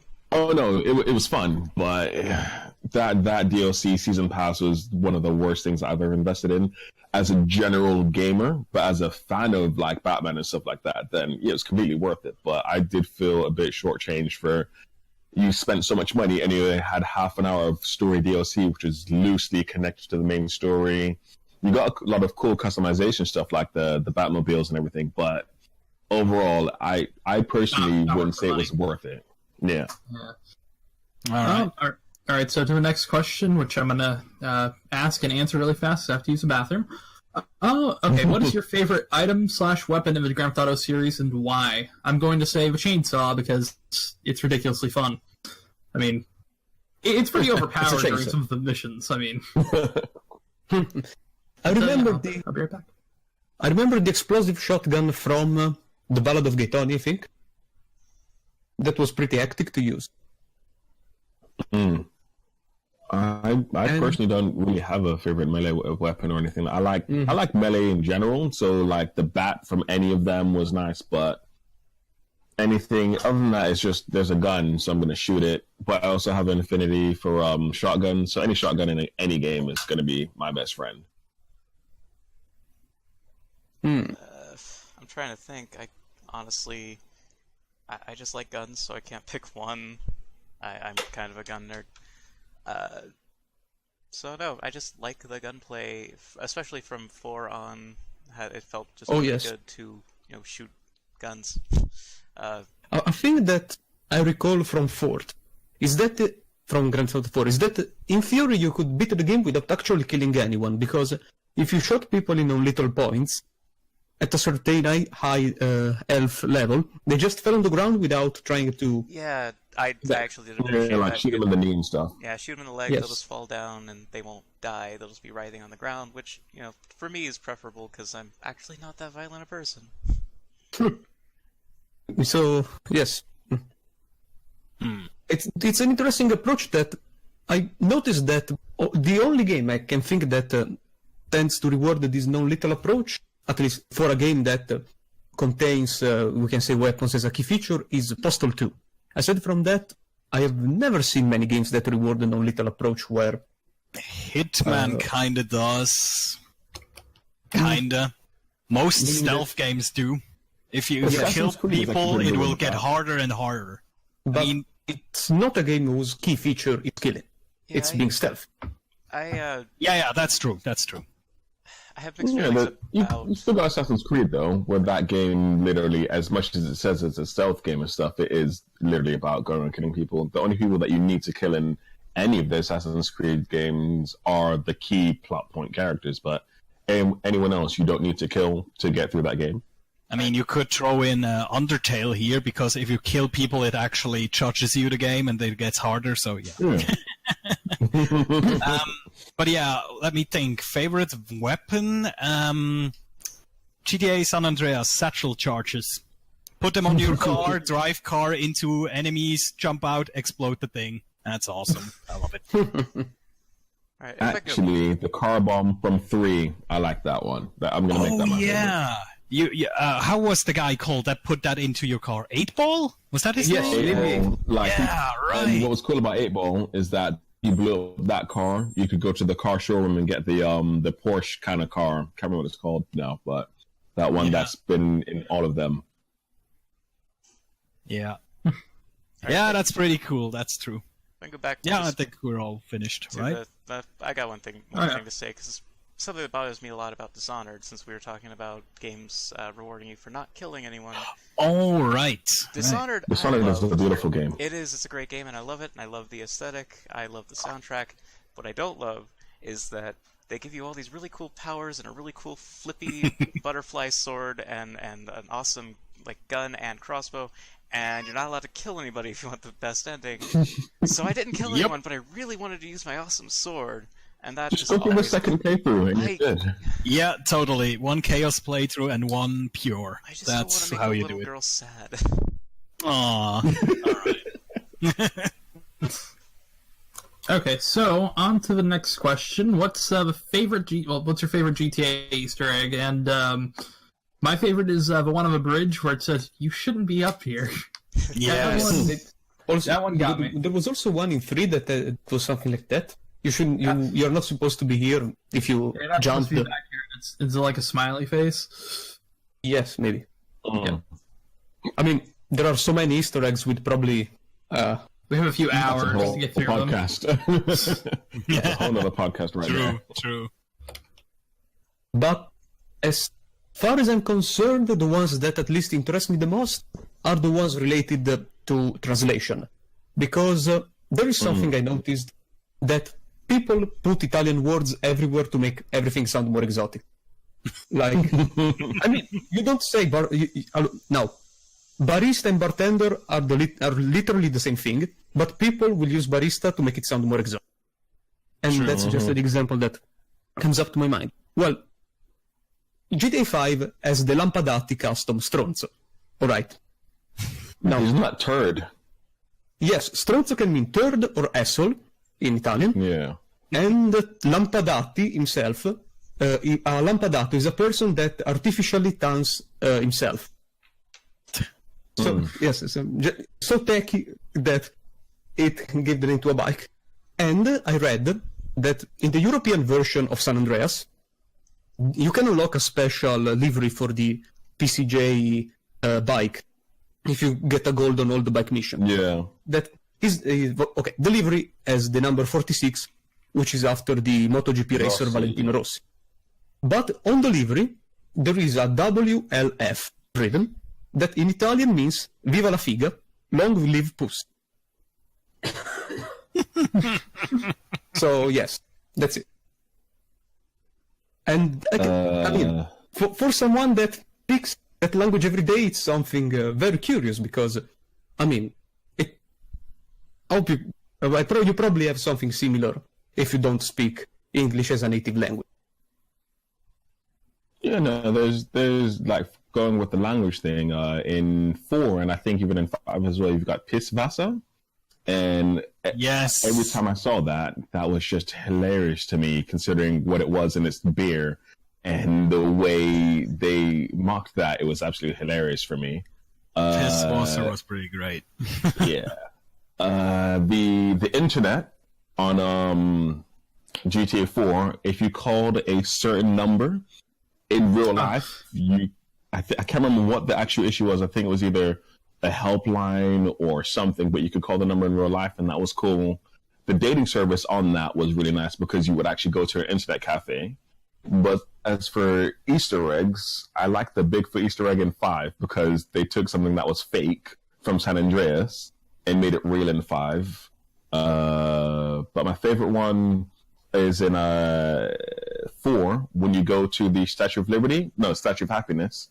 And I think either you get to the top of it, or there's something, and there's just a smiley face, and it's a reference to something in real life, but I can't remember what it was. Or there's a heart in the chest, I think, of the statue.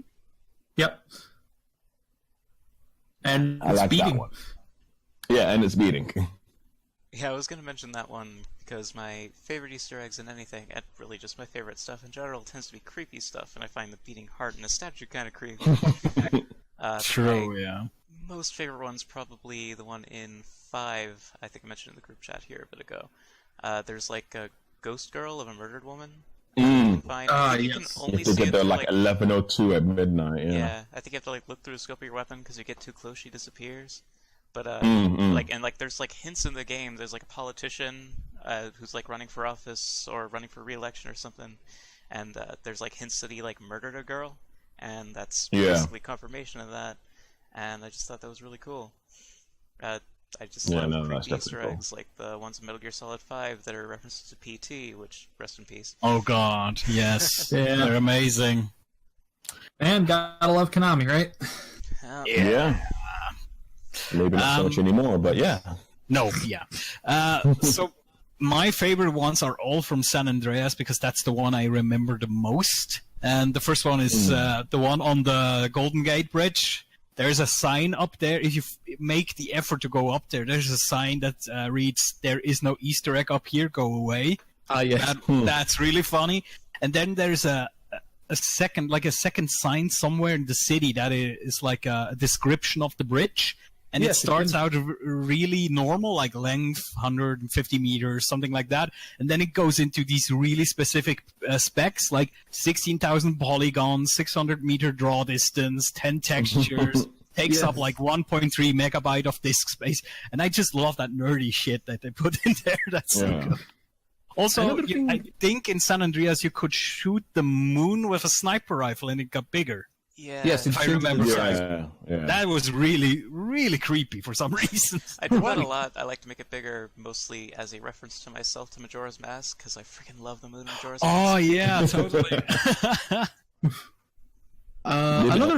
Another Easter egg of San Andreas that I remember is at least from what I recall, in the Area 51. If you went down in the laboratories, you could find a crowbar on a table that was a reference to Half-Life. Ah yes. Oh yeah. I liked Yeah, there were a lot of gaming references.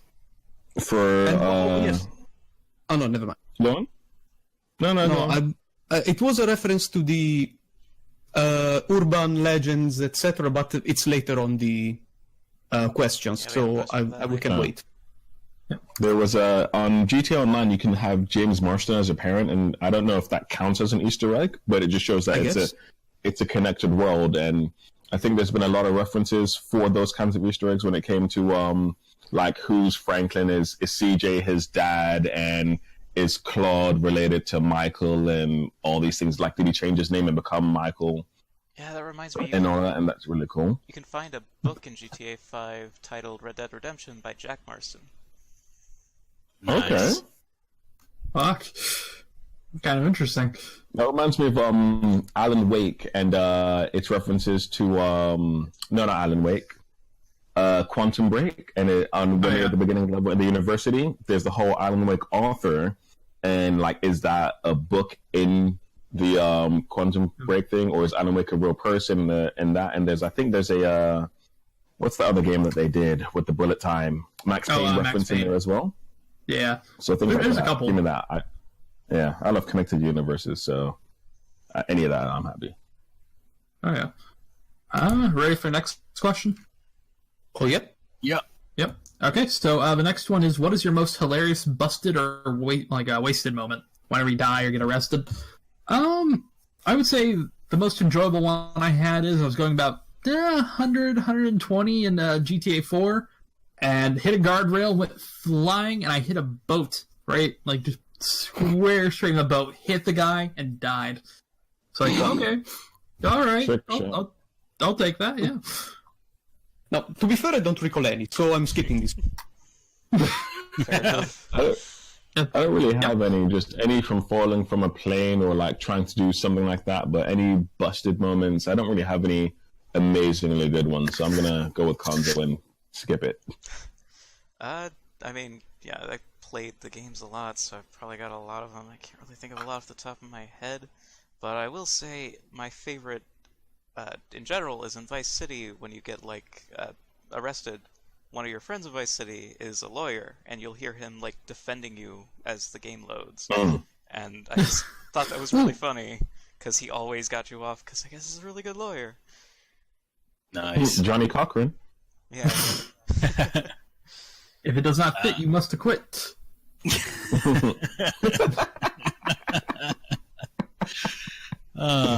I could just remember. I'm not sure if that even happened to me, but I know it's a thing in San Andreas. Sometimes some of the airplanes would just randomly crash, and every once in a while there would be a chance that it would crash right on your face.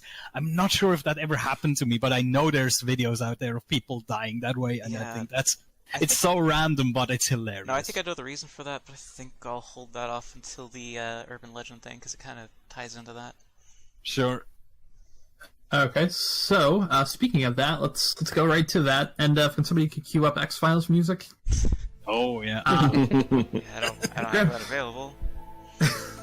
Need a soundboard in here. True. Now, So yeah, post production. Cue to the music, please. Exactly. All right. So Grand Theft Auto was known for a lot of myths and weird speculations of things that could either be found in game or that people had taken blurry screenshots of. So, and I'm going to quickly get a couple of these out of the way. Have you heard of any of the big GTA myths? Something like the Sasquatch myths or ghost cars, what have you? And what are other little known myths that you might have heard? Mm-hmm. Now, I recall that with a friend of mine, maybe, or with a friend, that we went hunting for all those the urban legends. Some of them we could actually found them in game, like the suicide photographer or the ghost cars or something like that. And then there was just the Bigfoot or Sasquatch, depending on what country you live in. That the method to see it was like that you had to be at a certain place in a certain time, and then look through the sniper rifle in a specific place, and you could see the shadow of something that was the Bigfoot.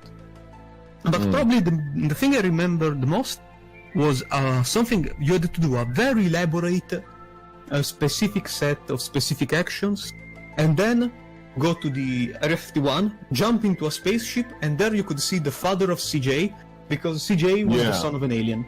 And but and the other thing was that some people on the very early days of YouTube, these people uploaded the videos of modded Grand Theft Auto for PC. And since we were little boys and we knew nothing about modding, we were convinced it was a thing in game and we could unlock it ourselves. At least this was a personal experience, because I was born in mid-90s, so I was about that age of ignorance when Grand Theft Auto San Andreas was out. Didn't they make that an actual thing for an update or something where you could actually do that? There are ways. For 5, maybe. Yeah, there's ways you can mod in like all that stuff, but not as far as I know. I didn't make it official. Oh, okay. The only big one that I know about was the Bigfoot one. I think there was another one about seeing someone naked in the game or something like that. But the big one is the Bigfoot Sasquatch one. Other than that, I don't know much of the old school San Andreas myths. Oh, okay. That were with that naked one, I'll quickly explain this. People were theorizing that because of a hot coffee mod, which wasn't a mod. The hot coffee. Yeah. So they were It was expecting just there to be the actual... PC game, no? Well, no, it was PS2 and It was and in Xbox. it was also in the console game source code, but after it Yeah. was found out, they had to take And it you had out to of the save source mod. code. Yeah, if you wanted it, you had to go save mod it. Okay. But yeah, it was just a few flags you had to flip on. But people were theorizing the nude models because of that. But they weren't actually. Okay. Makes sense, yeah. Even the hot coffee thing, they were still wearing clothes. Yeah, and they had That's 'cause the they hadn't black lines actually- on them as well. They hadn't actually. The reason why the black lines were there during that was because the models weren't switching, because there were no models for the nude. Yep, there's supposed to be hardcore sex nudity. Hell yeah. Yeah. Shame we didn't get that. Well, I don't have really a myth. It's more of a... Oh, sorry, I thought you go. Go first then. Sorry. All right, I'll do this real quick then. As I was mentioning from the last question, he was talking about the crashing airplanes, and we mentioned the ghost cars. to my understanding, the ghost cars has to do with sometimes, pretty rarely, the cars will spawn without a driver in them. So they'll just kind of like, they'll be moving forward, but there's nobody in it to drive it. A lot of times they'll just crash into whatever's in front of them. They won't make turns. That's just because there's no one in the car. It got spawned improperly. It's probably the same thing with the planes, is that they get spawned without a pilot, and so they just kind of come falling out of the sky. And if you're unlucky, you're right under it. That might be. I mean, a lot of these things in other games come from programming errors. I mean, most famously, like Pokemon Missing No and stuff like that. Yes. So, yeah, that's totally a possibility. So, from my understanding, it's not an intentional thing. It was a coding error. I see. There was the Bigfoot thing, which in San Andreas, which I found to be interesting. But the thing in San Andreas is that it was mentioned that there was something in the woods, but they didn't say what. Everybody was saying Bigfoot. I assumed it was like a slasher or something. And that kind of scared me, because I was pretty young and afraid of slashers at the time. I mean, she'd still be afraid of slashers now. But, I had a family friend who would like to fuck with me by playing like the Halloween music and creep me out. I thought you were gonna say we just slash people up. No. Not that close. The one I remember most vividly myself, though, I don't remember if it was even like an actual urban myth or just one that I kind of made up with my friend. I think it was in GTA 3. There was like a tunnel you could find in one of the parks, and it sounded like moaning was coming from it. And what it actually turned out to be was like there was like a drunk homeless guy nearby that we were hearing. But we couldn't find him. So I thought that there was like a ghost in there or something. No, Give me money. What was he moaning from? Actually, you know what? Don't want to know. Just being a No, drunk homeless guy. not going there. Hands are up for me. That's not what I was thinking. These cheeseburgers. So, yeah. The thing is, what I'm about to tell is more of a tale of against German censorship than a myth, but to me it felt like a myth back then. So I think in Vice City there are these rampage missions. I think, right? San As far as I Andreas know. had 'em. Maybe it was Or was Vice it San City started Andreas? them. It was one of the two. I know San Andreas. No, had maybe Vice City had a has them rampage as well. mission. It Yes. is. Vice City. All right. So I know I was playing the game and I knew there was these kind of rampage missions, but I never found them. I was looking for them all over the map, nowhere to be found. And back in the day, of course, I was, 10, 12 years old, maybe. So I was playing the game in German. And I didn't have the internet back then. Well, we had the internet, but I wasn't tech savvy, so I was not going to look up stuff like that. And what it turned out to be is if you play the game in German language, the rampages disappear completely because they're censored. And if you switch to English, they appear again. It's so fucking weird. But it took me almost a year to figure that out. So that was a complete part of the game that was like missing for me for some reason. Seems like a rush job of censorship if just changing the language puts it Or back. a very cheeky way to include it anyway. Yeah, maybe. Yeah. It got past census, It can be seen both ways. Yeah. I mean, today it's if they still did that today, that would be a lot more relaxed because you didn't have to hassle with like, oh, how do I get the US version of that and stuff like that. Well, to be fair, for Switzerland, it's not that much of a problem. It's more for Germany itself, but still. Well, I mean, they did have rampages in 5 anyway, so... That's true. Did you... Then again, Back they then were they a were a little bit- bit different. Yeah, back then they were a bit more trigger happy on censorship, actually. That's true. Ironically. Yes. But now we get to the final question here. So, in conclusion, Grand Theft Auto has always been a subject to controversy since the very beginning, and a ton of outrage by the media. What do you think of the moments that Grand Theft Auto has thrown the media's way with stuff like hot coffee, the torture scene in Grand Theft Auto 5, fucking hookers, Nico drinking and driving and going bowling, a whole bunch of stuff like that, strip club titties, pretty much everything. Do you think that your thoughts are Grand Theft Autos went ever really over the line, or they haven't gone far enough yet? Is basically what I'm trying to say. No. The thing is, we need to make clear that Grand Theft Auto is a PEGI 18 game. So, you know, it's a PEGI 18, so you must expect that. Like also I like when they are able to make these double entendre very well hidden. Yeah. Yes. If they do it well, oh, go ahead. Oh no, I'm saying like the twat, like the twatter. internet cafe. Yes. Yeah, If they- Twitter. Pisswasser, yes.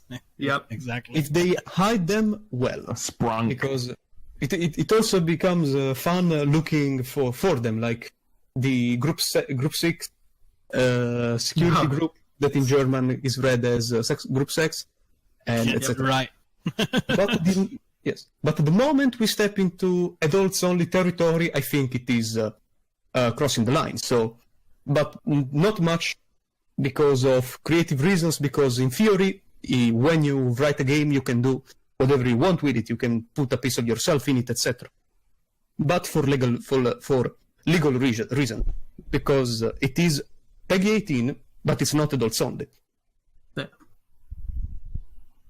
Yeah, I'm on board with Kanzo on that one. I mean, they get. Oh, before we go into it, the singer of the song is Laura Branigan.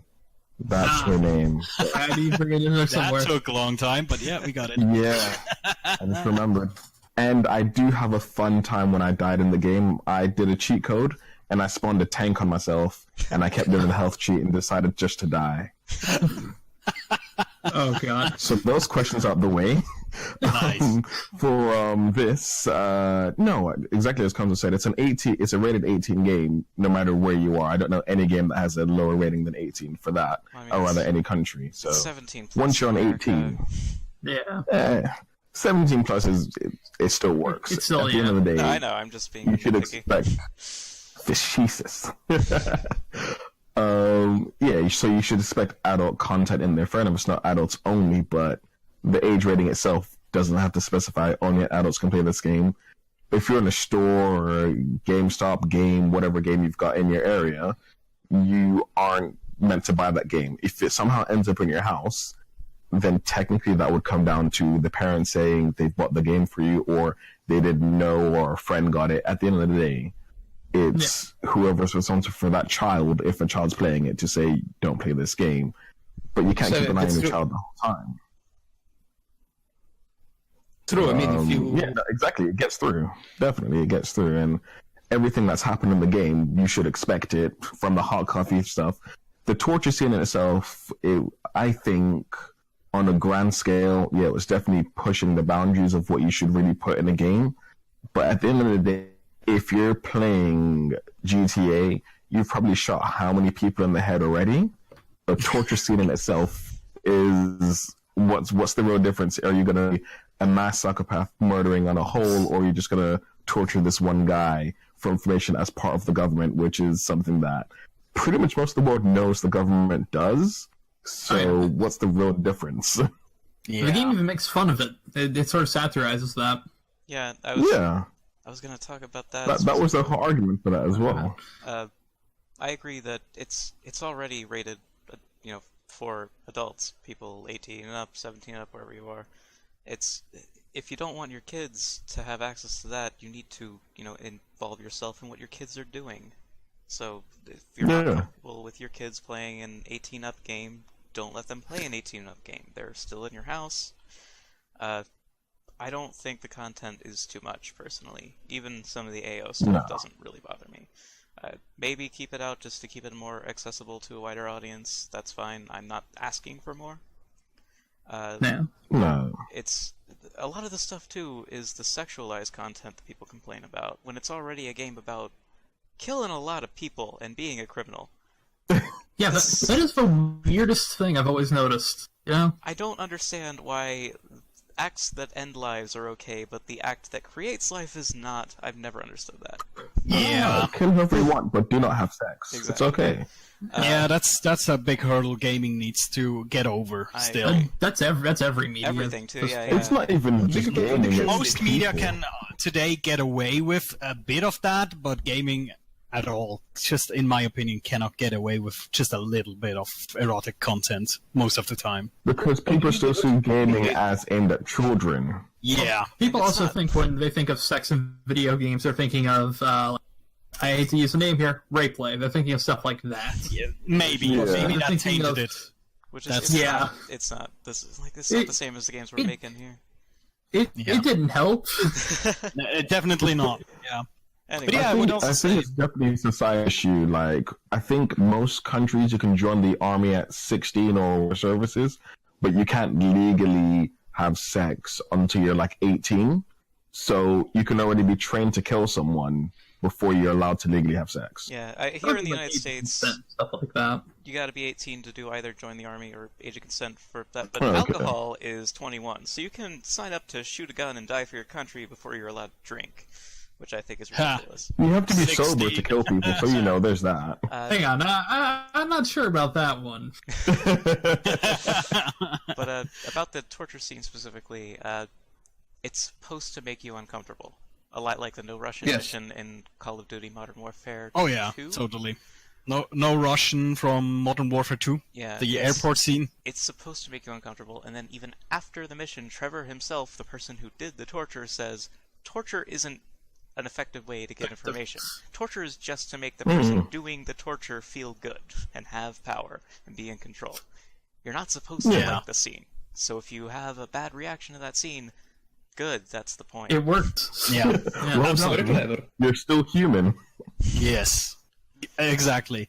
But yeah, it's the same as Konso said before. It's an 18+ game. We shouldn't be asking, oh, what should they put in and what they should not be putting in. We should ask the question, why do they put these things in? Do they fit? I mean, there's games that put in torture and rape scenes just for the heck of it, and that's stupid. But if you put these scenes in for a reason and they have a good effect, then There's a that's absolutely context. fine. Yeah. And I'm also very happy because I think the outrage about GTA got a little or smaller and smaller with each installment. It seemed to me, Yeah. because I can remember. I don't know how many of you guys remember this guy, Jack Thompson. I remember I- Thompson, yes. Yeah, I mean, he was on like GTA 3, and I think was the time when he was around, and he tried to get that thing banned, and it was Well, like- crazy back then. Jack Thompson had a career way before that with I think Manhunt?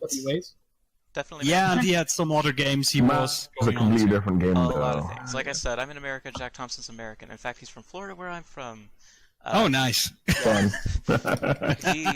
He had a crusade against video games in general. Mass Effect, even. Yeah. He had. Or no, I think actually Mass Effect he didn't have as much of an issue with. No, I think it was the Manhunt, Alien Mortal possession. Kombat, he had an issue with Bully, the violence all and these- stuff. People complained about the first Well- Mass Effect because it well, had I like mean, a like- sex scene in it. Well, stuff like that way before gaming. I mean, he was trying to basically shut down Two Live Crew with nasty as nasty as they want to be, then straight out Compton. he tried to Really? get those restricted, yeah. Damn. It's like the Comics Code Authority with the perversion of children. I think it was how that started. And she's like, if there's anything that's considered to be aimed at children, even though comics got popular by people in World War II, with Captain America being shipped out to them for things to read, so comics were originally really meant as superhero comics, meant for adults. And then when the war finished, it got catered to more towards children with comics like Archie. So anything aimed at children, specifically, I guess, if there's any adult sort of content, it's going to be like, no, don't do this. All children are going to be perverse. And it's like, no. I grew up playing Mortal Kombat. To be fair, when you look at it now, it's not anything. But at the time, those were the graphics, and it was grim to someone's spine being ripped out. Yeah. So the majority of us, I think you have to have a predisposition to truly be affected and then go down that road that everyone thinks that you're on when you play these video games to other things in real life. True. Yeah. The thing Yeah, about and that. Jack Thompson is that he was a sensationalist. He wasn't doing this because he actually had any moral issues with this stuff. He was doing it to make money and get publicity. Luckily, Yeah. he was disbarred, so he's not a thing anymore. And the thing is that still happens teaching civic today. classes That like sensationalism that still happens today. I think with the torture scene that happened too. I think there was a social media outrage, but because today's social media is so short-lived, it was maybe a week or so, and then it was gone completely. Nobody cared. So I guess that's nice for us. So unless you're like Australian, then you have like the chance of the game getting banned. So yeah, sorry, mate. Poor Australians. Good day. Yeah. Their games are heavily censored. I don't understand why people still live there. Australia and Germany have some of the most strict censor laws. It's ridiculously dumb. Well, I'm gonna ask my friend about that because he lives in Germany, so I'm gonna ask him about his games because he recently got The Witcher 3, and if that game's censored, that kind of takes out a lot of the game. Yeah, it's really a thing. A lot of game devs self-censor themselves to avoid The thing is, Germany has a 18 plus as well, but they also have like a separate thing called the index, and if a game is too brutal, it goes on the index, and then you cannot advertise for it, and that's the main point. Developers don't want that. And if that happens, yeah, you can't advertise, and you can't sell your game in a gaming store. You have to lock it up in like a room or something where only adults can get to it. It's really fucking dumb. Yeah, it's the same thing in the US here. We have the AO rating, adults only. Right, that's the same thing. I can't think of any actual AO games besides like San Andreas. It's more slapped with it after. It's also more porn games, right? That go on this. The ESRB doesn't rate those, so they don't even get AO ratings because the ESRB doesn't rate them. So okay. There are like no AO games, and that's just because no one will make one, because no stores will sell them, because they can't advertise them. So why even have that rating if it's a death sentence to have?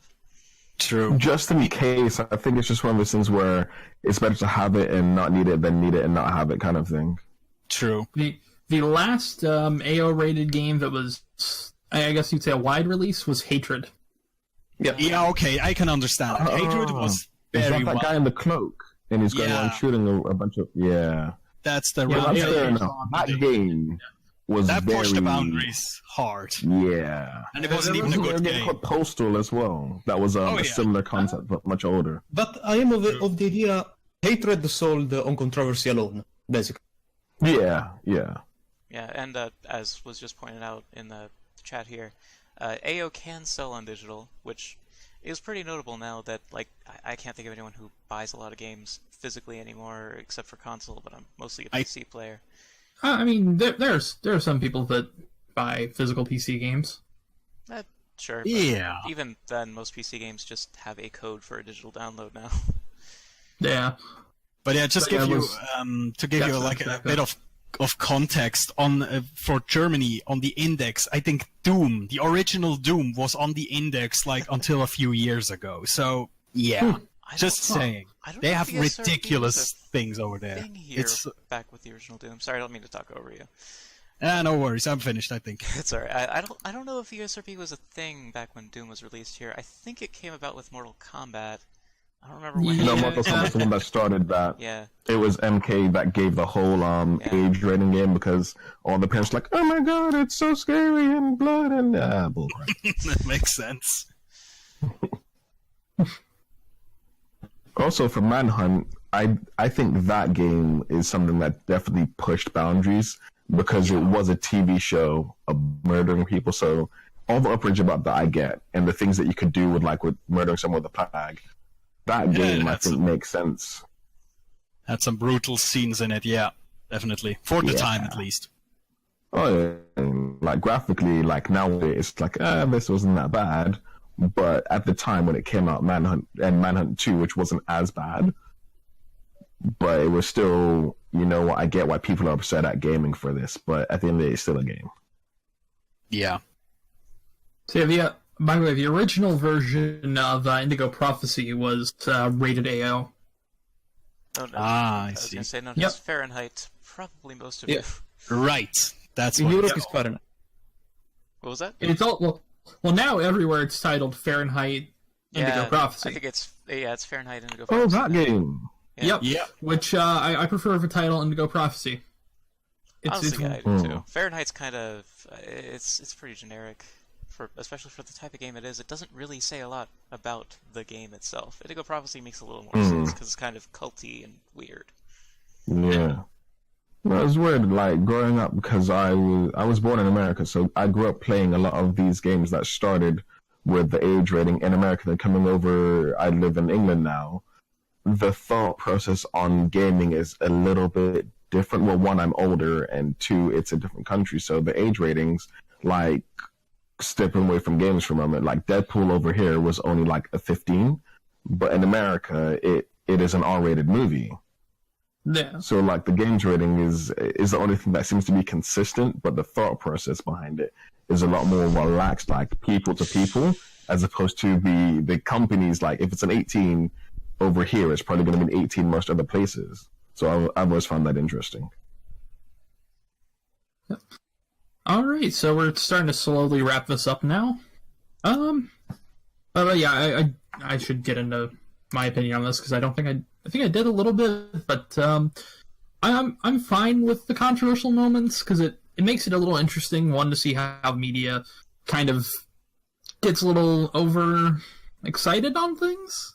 I don't know if you remember. I think it was Mass Effect 1 with the sex scenes. I think Fox News got all upset and called it Mass Erect, and had like an hour-long thing about it. Yeah, and honestly, it's interesting to see how the reaction's going to be when you run into those scenes. Because the torture scene, I didn't think anything of it when I first played it. I played it the day of, and I was like, huh, okay. It's intriguing. Mm-hmm. I understood the message, and then everybody kind of shit proverbial bricks about it. But, yeah, I was fine with it, because I understood what it meant in the context of the story. But yeah. Alright, it's time to slowly wrap things up. I'm obviously Bane for you. You can find me at Bane for you with a YU. And if everybody wants to start talking about their information. Yeah, okay. I've said it before, so I guess say it again. Consoles, video games, perspectives, YouTube. And I don't really have a schedule because by now it's become more of a personal thing than a proper show, I guess. And I upload when I feel like doing it. And I used to have Twitter, but I'm not really active on it anymore, at VG Perspectives. And I have a WordPress blog at vgperspectives.wordpress.com, in which I mostly post about video games, my videos occasionally, music, and that's about it. You can catch me, Dear Shadow Para, on YouTube when I actually bother to upload videos, which I'll be a lot more consistent in. One, for you guys, and two, because of the other people. That's at DS Pyro. I'm on Instagram, again, as DS Pyro _, but I relate everything from my Instagram to my Twitter. So yeah, anything DS Pyro, you can catch me with that, or Django Jr. I'll be on those. I currently really only have Remo Revan at Twitter, which will probably be in the description. I don't want to waste your time spelling that out. I have a YouTube channel, but I will link that when I actually have stuff on it. I currently have nothing there, because I'm new to all this. But, keep an eye on the Twitter. I'll probably announce some stuff there. I've got a podcast coming out soon that'll probably be posted there. Just keep watch. Alright, you could find me as Shadow1990CH on Twitter, Twitch, and YouTube. And I do Let's Plays from old games, new games, whatever I just like to play. And I also do a weekly VR series with new and awesome VR games to play. And sometimes I do some gaming news, just what I just like to do, basically. So yeah, come and check it out. Alright, and this has been the episodic discussion on Grand Theft Auto, the entire series. And how long did we keep this? Is it